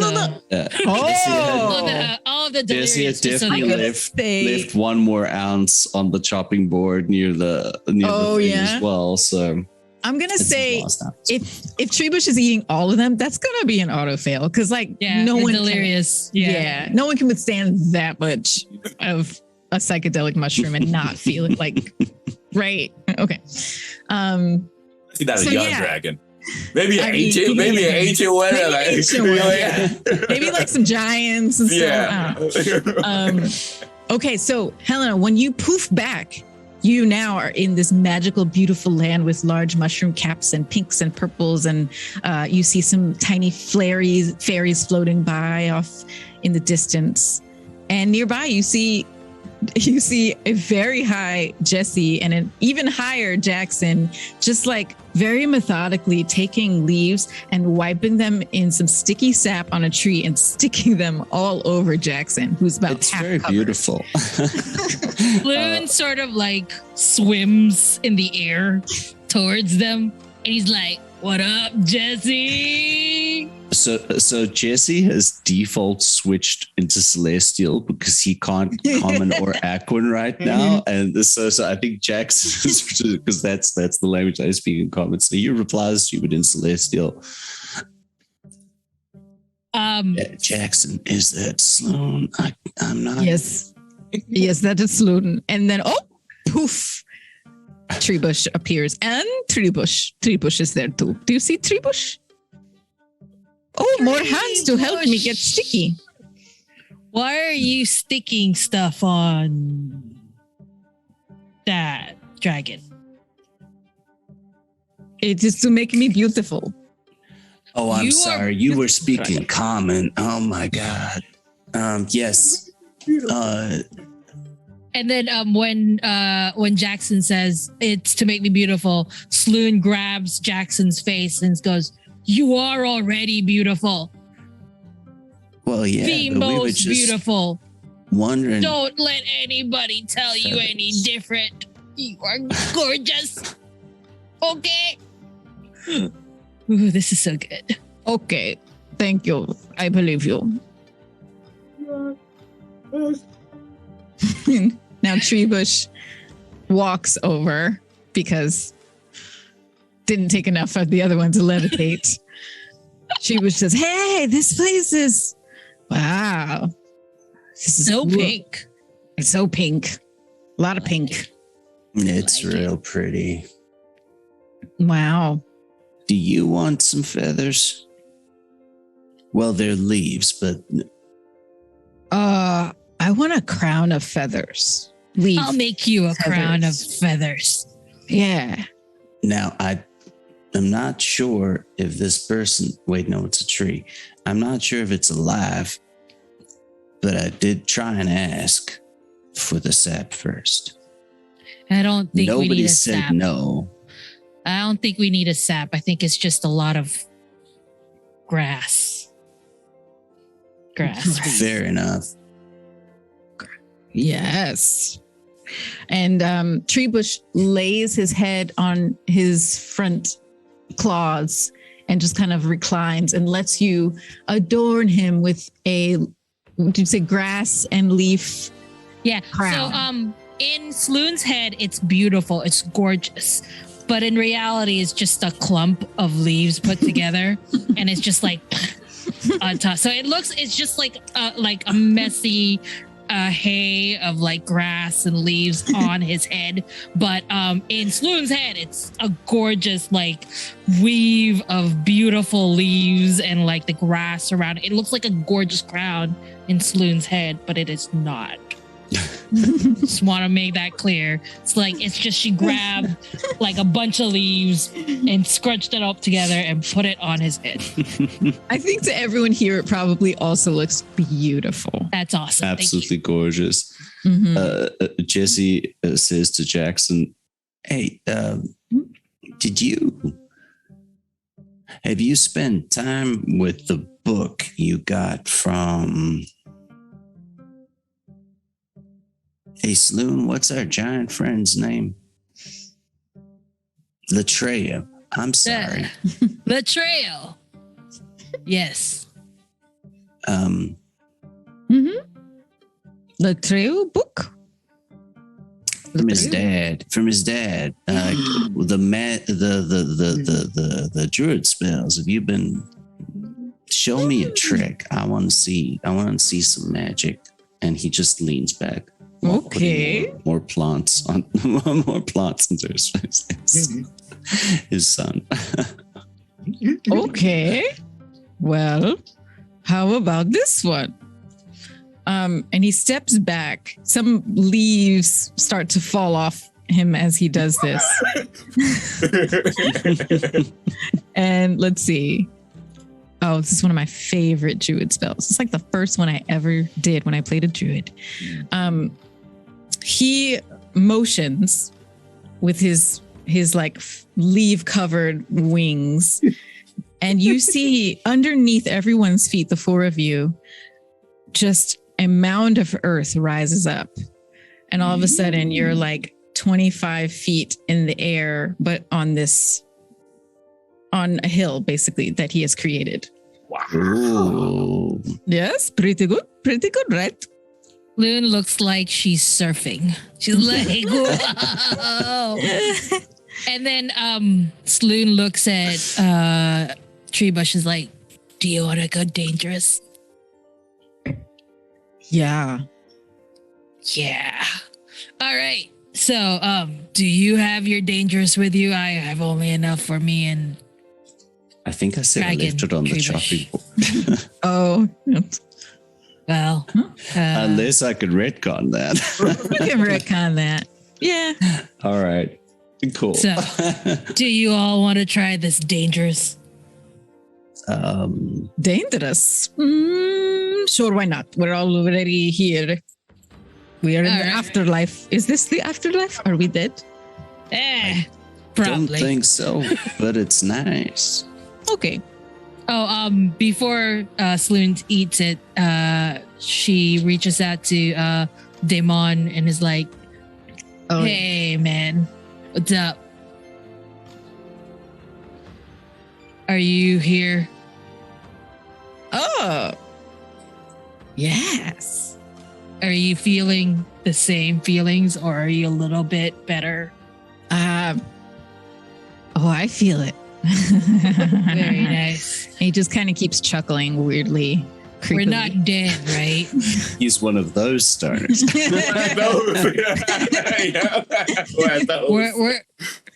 We're not dead, right? You're asking me? You would know if we were dead, right? I don't think you're. Wait, are you dead? I don't know. I mean, are you dead? Well, yeah, I'm dead. I mean, my soul is not dead. But How do you know? How can you tell between dead and not dead? I don't know. I'm going to be thinking about that for a long time. Okay. Well, I'm about to do something that may make me dead. So I'll be able to tell, since I don't think I'm dead right now, I'm not dead. But if I take this thing and I become dead, I'll be able to tell you the difference. Because it's been so long for you. Sloan, Just are you me. talking to the fella you kind of put him in a negative feedback loop? You don't do that when you're high, right? He's not. He's happy. He's giggling. It's fine. Oh, all right. Well, All right. Dangerous time. It's the danger zone. It's the danger zone. Okay, so reminder: as you pull this dangerous mushroom out, Jesse, I know you had cleaned yours off because you had prepped all your mushrooms. mhm. This one she gave to you, it was already dirty. It had come fresh from the ground. She hadn't cleaned it up. It wasn't on the market yet, but she gave you these special samples just because you were such good customers. So you brush some dirt off of it. You see that sparkling dark purple hue to this mushroom, and you sense that it is very powerful. And if you'd like to go ahead and eat it, I will tell you what the DC is. Oh yeah, I eat it. Yep. Yeah. Jackson eats it too. Jackson. Tribute Jackson probably does eat will. Okay. The DC for this is 20 and it's wisdom. Aye. I imagine because we're already high, do we roll at disadvantage? Yes, you do. All right. Sweet. Okay. And I'll roll for both Treebush. Wow, Treebush did good. And Treebush is like literally a frat boy. Lives on Although frat Tuesdays. boys, like, Lives frat on boys Tuesdays. also, like, there's some that have good resilience, but then others that are just, I went to Princeton, like, I've seen all the spectrums of frat boys. Anyway, trust me, I'm not proud of that knowledge that I have of frat boys. Ugh. Anyway, dated plenty of them too. I got a 14. I Wow. got an 11. Okay, so your dragons rolled really. Oh, actually, oh no. Okay, so Treebush says, "Do you feel anything? I don't feel anything. I don't feel it. Do you feel it? Do you feel it?" But as he looks at you, the three of you look back. So Jesse, Sloan, and Jackson, and you're confused. You look at each other and you're just like having trouble recognizing each other and things. Now let's see. Go ahead and roll a D10.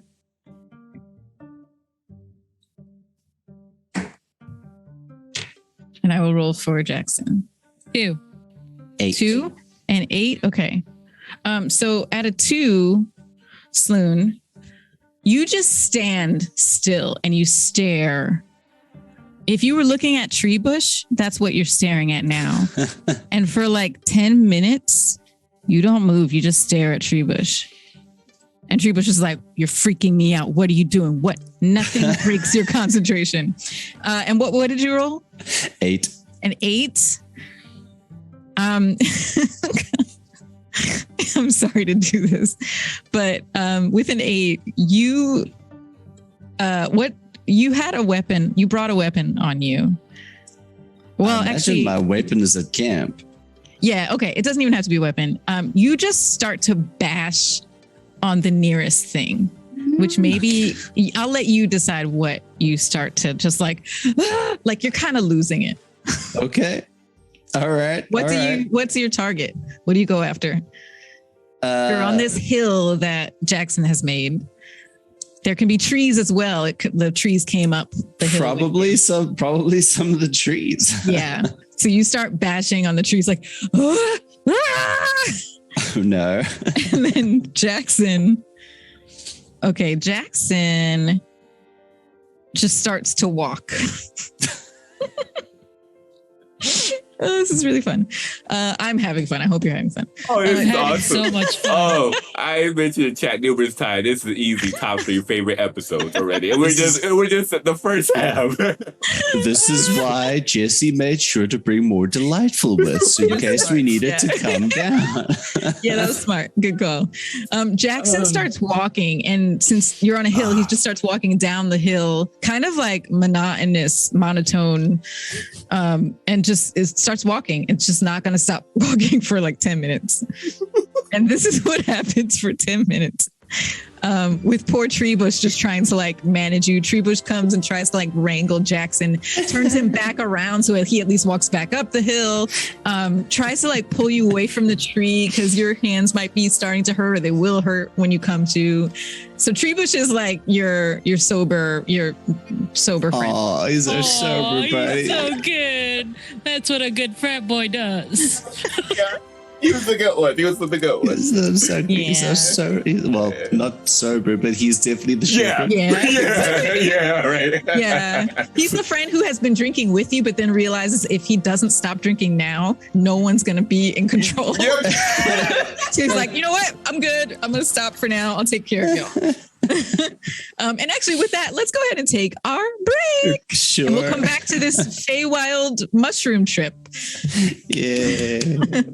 So I hope you all are enjoying this session. I'm having such a blast watching this chaos and mayhem ensue.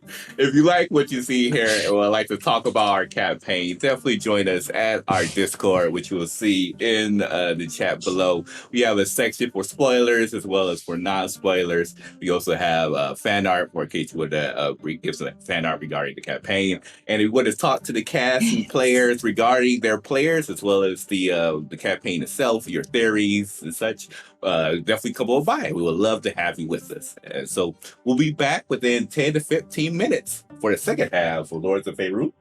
Farewell for now.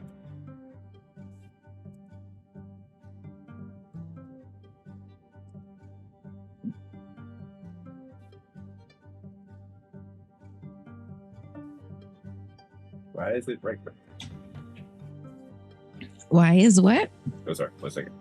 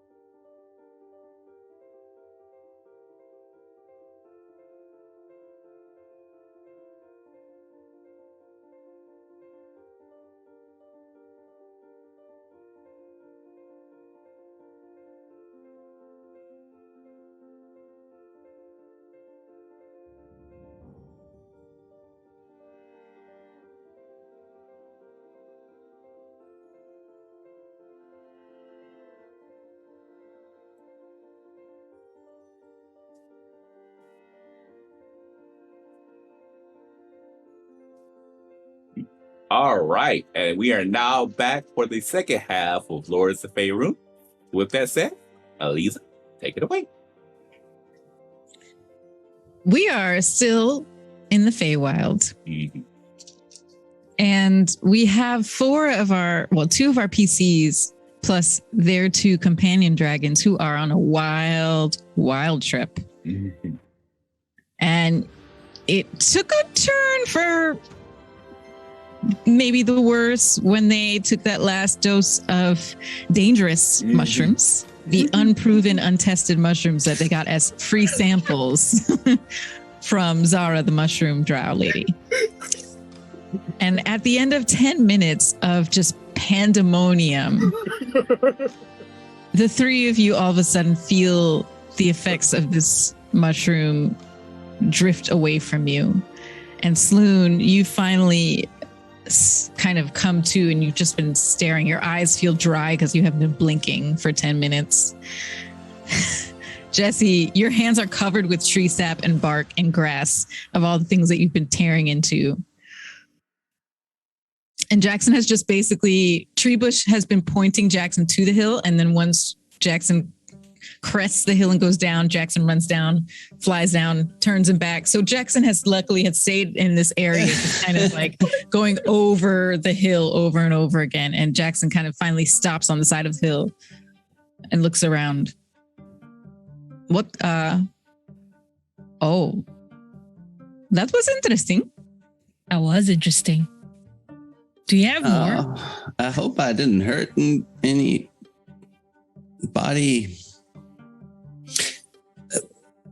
I have some more delightful. I don't think we have any more of that dangerous. Well, if anything, I think maybe we should get,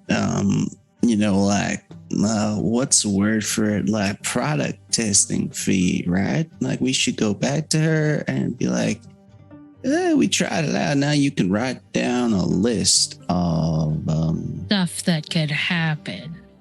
Maybe she'll give us more.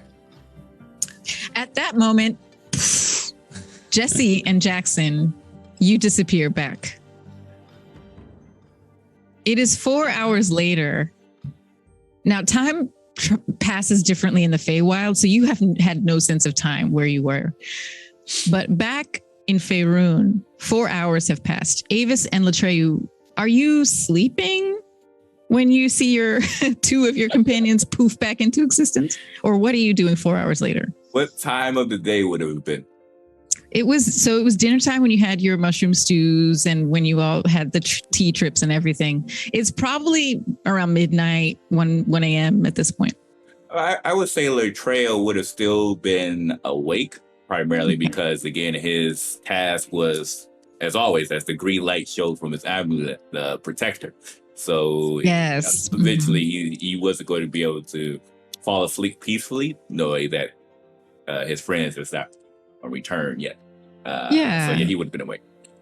And let me ask you both this. Did any conversations, or did you want to do anything during this 4 hour window when your friends disappeared?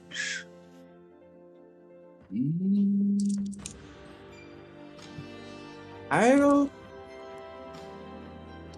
don't think so, at least not from Latreyu's side, because I think Latreyu was able to get most of his questions answered when he was asking how did Avis feel going to the Underdark. Okay.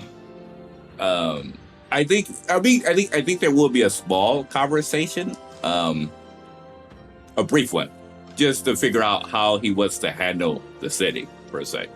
So if you want, we can retcon and do that scene if you like, or yeah, go for it.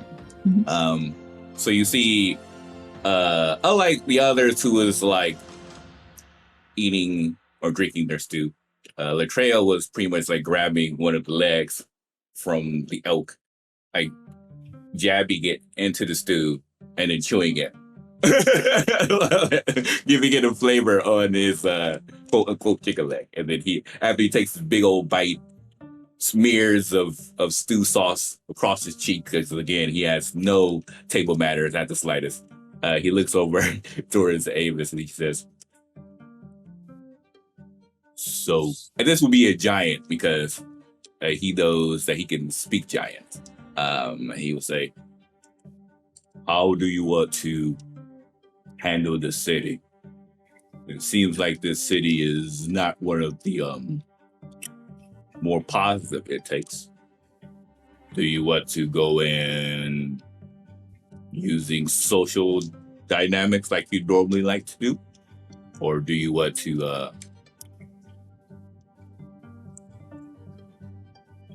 flame everything to the ground?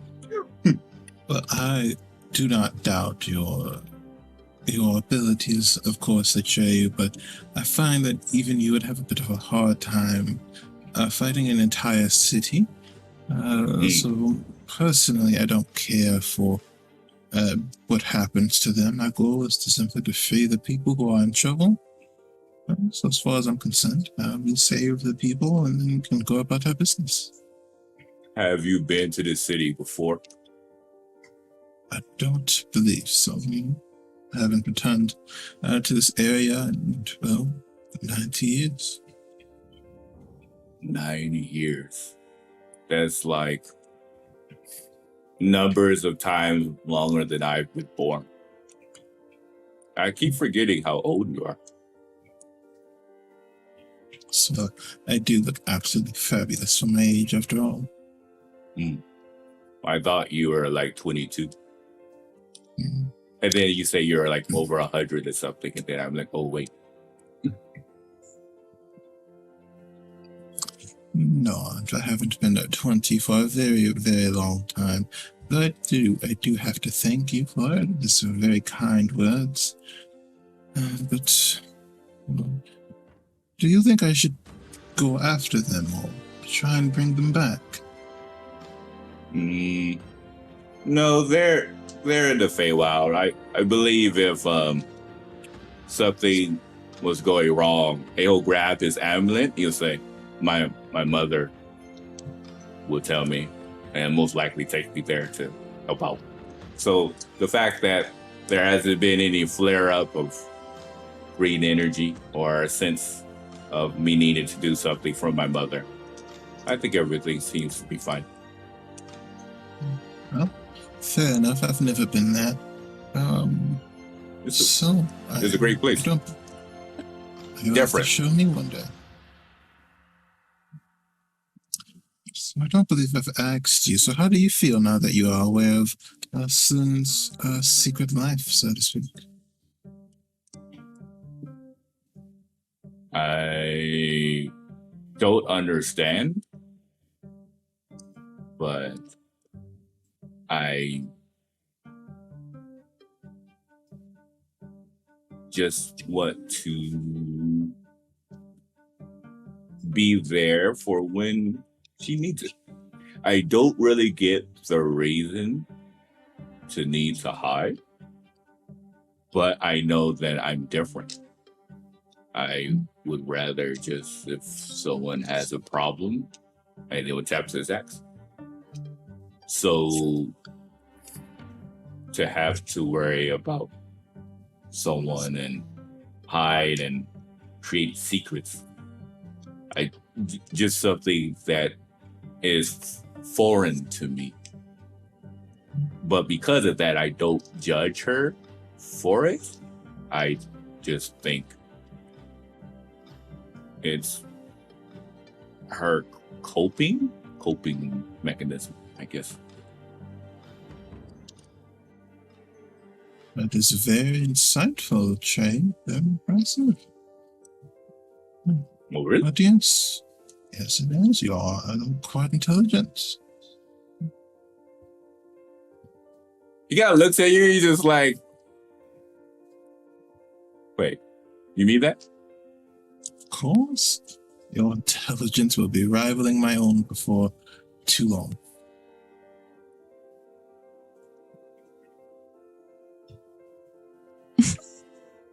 I think he literally is doing this. Like his gigantic finger, which is probably the size of your hand, is like moving around all the place. He's like, okay, I'll go with this for now.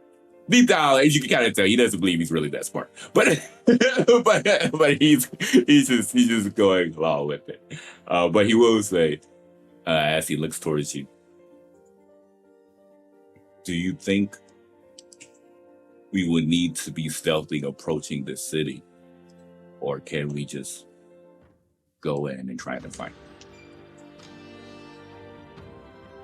I think being unnoticed would probably be best, but I have a feeling it would be very difficult to be unnoticed.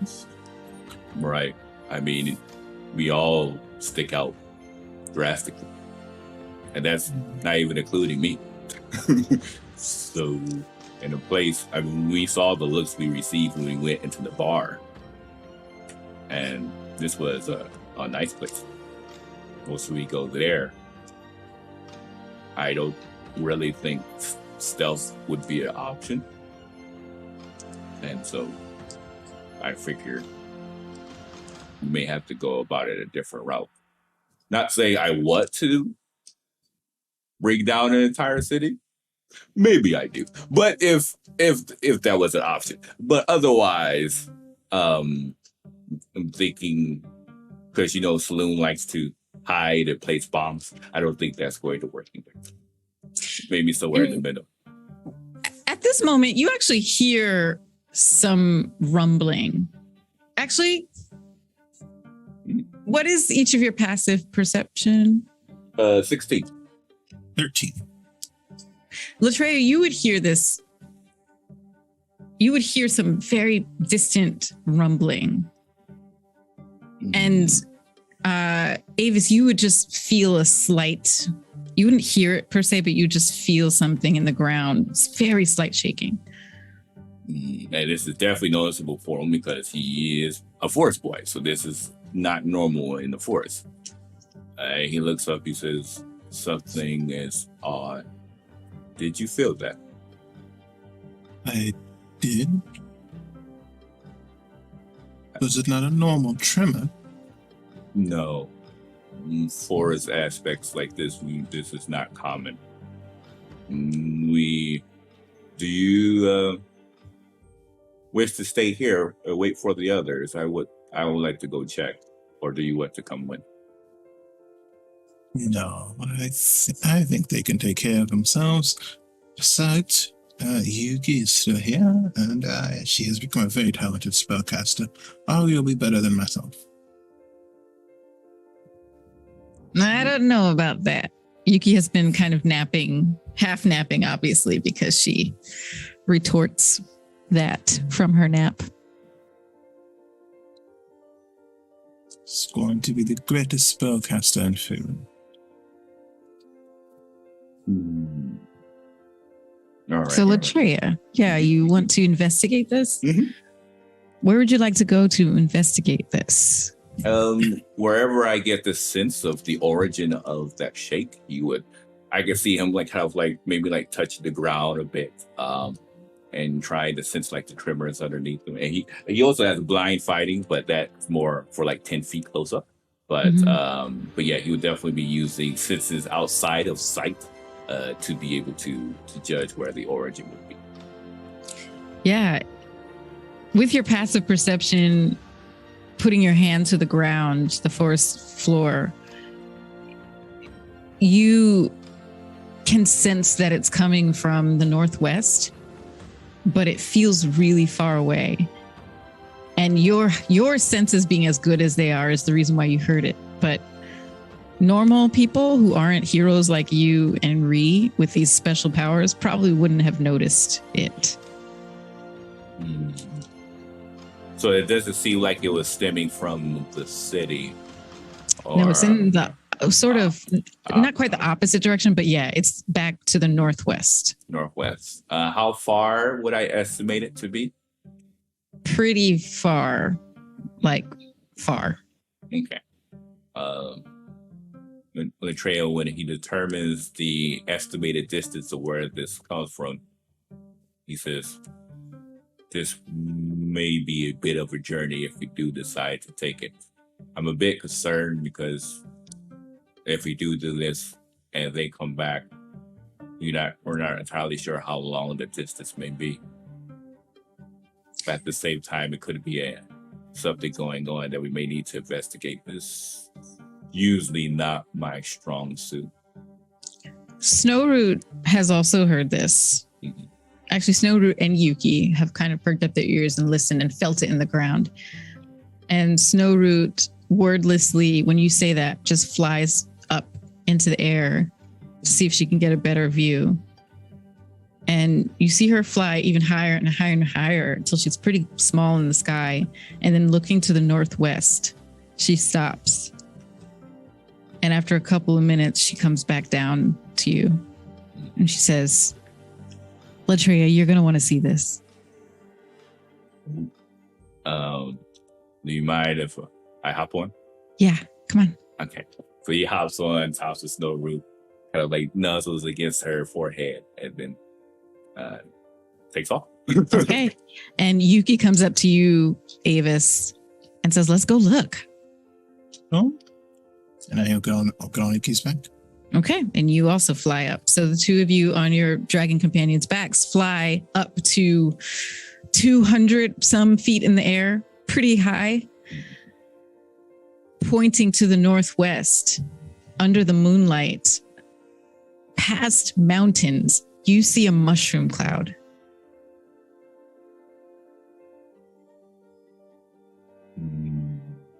Now go ahead and roll.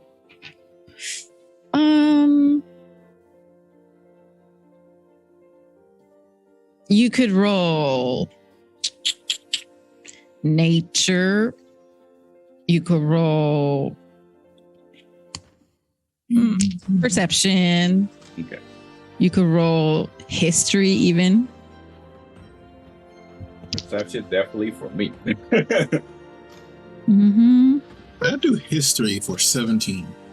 All right. I was like, history for 17, Alex. That would be 21 for me. Okay, so you both know from your own personal history and from sight, just knowing the land that you flew past, you know that this is the Vasa Valley, and that mushroom cloud is probably Castle Perilous. And when Latreia sees that location and pinpoints exactly what he recalls was places there, he's just like, yes. Hellfang Clan. Hellfang Clan. Job well done. And there's a genuine smile on his face, like happiness. The only concern is he kind of wish he was there to go along for the ride. But there's definitely a sense of pride and also a weight off of his shoulder of having that building be destroyed. Mm. And he looks over to Avis and he says, well, looks like my family may have one less thing to worry about. I hope so. Mm. Everything has its price. Hopefully, there wasn't too great a price paid for that. But that is something to worry about another day. You're not. But he's more in the moment of enjoying this eruption of the building to really be concerned about the consequences that may fall from it. And as he looks down, he kind of rubs Snowroot forehead and says, see, looks like the Hellfang Clan may turn out to be good after all. Yeah, I guess so. That is quite the sight to behold. Mm-hmm. That does remind me, though, if I recall, the Zitarum are all over Faerun. We would still need to keep an eye out for other outposts and locations, especially after the destruction of one of their primarily establishment in Vasa. Probably will have to take notes of other locations around. Who knows, they may try to send backup or retribution themselves. Who knows?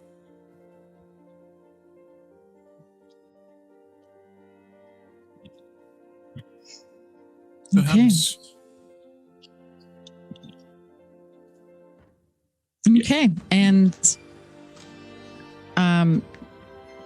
actually, we're going to cut back over to the Feywild.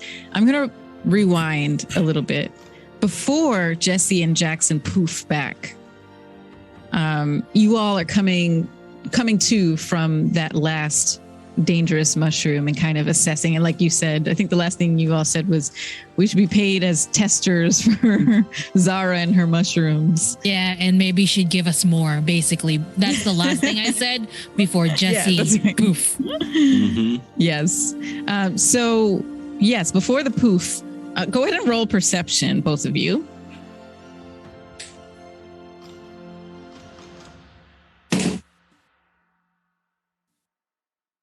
wait, is this 23? 6 or 9? 13. Okay, so Sloon, you hear rushing water in the distance, not too far from where you are. Okay.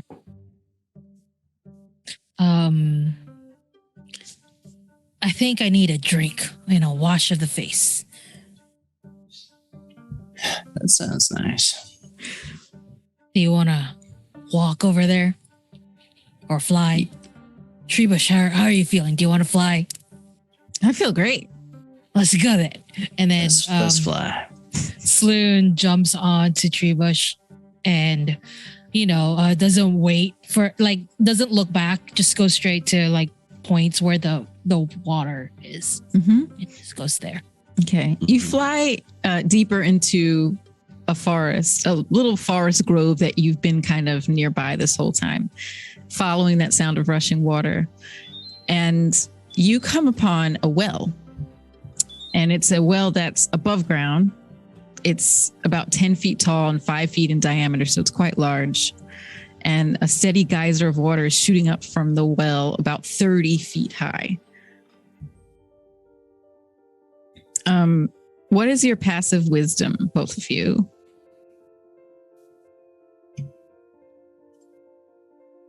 $17. 16. Passive perception, I should say. 16. Okay. You all, including your dragons, notice that there are some small items that are kind of bobbing up in the water from the well. I Jesse's pick one of them. Kind of looking around. Does this belong to anybody? Can't I? You don't get any answer back. Okay. I just pick one. Okay. One of the items. Jesse will take one too. Okay.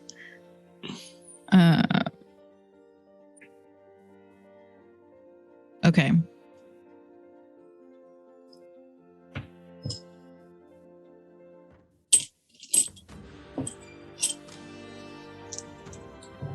So, Sloon, you pick out a large iron fingernail. All right. It's about the size of your palm, but it's a fingernail. Hey. And at the same time, Jesse, you pick out a bar of soap that smells like something memorable from your childhood. What does it smell like? Jesse doesn't know. Okay. It's something you're like, I can't quite. It smells like something from before he even remembers. There you go. Yeah. Something you don't even have a memory assigned to, but just that smell is familiar. And as you're trying to smell it and remember what it is, and as Sloon, as you're looking at this iron fingernail, you hear a couple of tiny voices nearby. You dishonorable thieves! How could you take that? That's not yours. You need to return that at once. What are you doing? And you see two will-o'-the-wisps appear next to you. Sloon just drops it. Sorry, I didn't know. I Should've known. I apologize, Your Majesties. Why would you just take that? That's not yours. Did it have your name on it? I apologize, Your Majesties. I don't know. It smells real familiar though, but no. But I did ask. Nobody said no. Well, I guess that's kind of, it might be a crime in some places. You're lucky. We're in a good mood today. You know, the other one, who has a weirdly deep voice for will-o'-the-wisp, says, if you'd like to give us something else in return, you can keep that if it reminds you of something. Oh, do you like mushrooms? I have a few mushrooms. What kind of mushrooms? Is it something that we can take a bath in? Because I need a new bathtub. What kind of mushroom? Is it big enough for a bath? No, but it'd make you feel nice. Wait, do you have digestive systems? I'm not sure how you work. I apologize. Do we have what? I don't know what that means. Maybe that's a no. Can you? How? I guess you could powder it up and just kind of like fly around in it. Oh, a carriage. That sounds nice. I could use a new carriage. By the way, what you're seeing is a tiny like glow of light. You don't actually see a body or anything. Mm-hmm. You just hear these voices coming out of little glowing lights. So yeah, you don't know if they have a body or a digestive system or anything. Luna's still high. That's why she's referring to them as majesties. Yeah. Your majesties, I don't have anything. I did create this fantastic crown on my dragon's head. If you want, I can create that for you. It looks fantastic.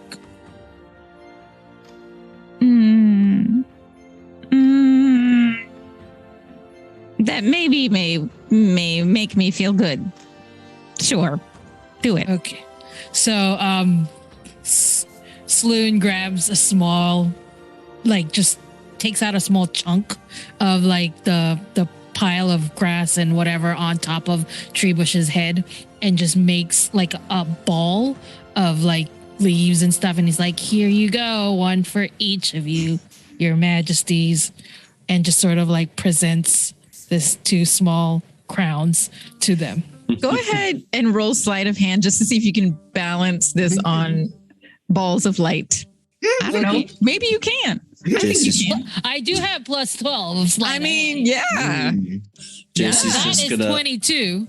have little piles of the delightful mushrooms in his hands, just a little bit here. Okay, thank you. That's fine. So yeah, with that 22, I think it was, right? Yeah. You are able to bounce these tiny grass crowns onto the will-o'-the-wisps light balls. And Jesse, you offer up the mushrooms, and the second will-o'-the-wisp says, go ahead and put it in the well and feel you can take something else now. In the well, and I'll take the soap with me. Okay, so you grab that bar of soap again that was bobbing gently nearby. And Sloon, would you like to take something else? Yeah, I would like to look at something else. I don't really like to take the giant iron fingernail. Really? You don't? It is okay, but it doesn't draw. It doesn't draw anything out of Sloon. So Sloon picks something else. I don't know why no one would want this iron fingernail. It's been in the well for years. No one ever wants it. Okay. You pick out this time a piece of orange parchment folded to look like a knight astride a unicorn. Oh, yeah. Yeah. Okay. I will keep this. Thank you, Your Majesties. And thank you for these crowns. I think they will come into use. And they kind of bob up and toss the crowns into the well. And then they kind of drift away they disappear, drift away, and then also disappear. And then, that's fun. And that moment, poof. First, Jesse and Jackson, because they were a few minutes ahead. And then Sloon and Trebush reappear back at the camp in the border forest. Avis and Latreyu, you see them appear in front of you. How was it? That was fun. That was really nice. You at home? And now it's cuddling time, and he's going to tackle Latreyu. Latreyu like, oh, well, you did warn me, so. Loon is gonna go to the castle. She's gonna like, wow, I had a good time, but I'm not sleeping on the floor. So she slowly makes her way to the castle and says goodnight to Trebush. Like, thanks for joining me on this trip, pal. And then walks to the castle to take advantage of the beds that we have over there with ice, probably. Mm-hmm. Great. And, the time totally flew, just like the Feywild. I completely lost track of time in the session. This is actually where we're going to end our session today. Okay. No trip to the Underdark. Not yet, but it is imminent. Like I said, we'll have Diana with us next time when we head back down there. So yeah, thank you all so much for coming by to the stream. We definitely appreciate it. Again, if you like what you see here, definitely feel free to join our Discord, which should be, oh no, it's not in the chat. I'll put it in the chat below, where of course we'll have our sections for non-spoilers, spoilers, of course, new updates regarding upcoming TTRPG shows. Again, we would love to talk to you about that as well. We have, of course, just a quick recap. We have Riverwood Academy coming in next Tuesday. And you also will be able to find Bonds Beyond Time on our YouTube channel starting on October 18th. Again, I cannot wait to bring that to you. Mm-hmm. And again, we're super excited to bring you more shows to come. And with that, we look forward to see you all next Saturday for episode 16 of Lords of Faerun. Farewell for now.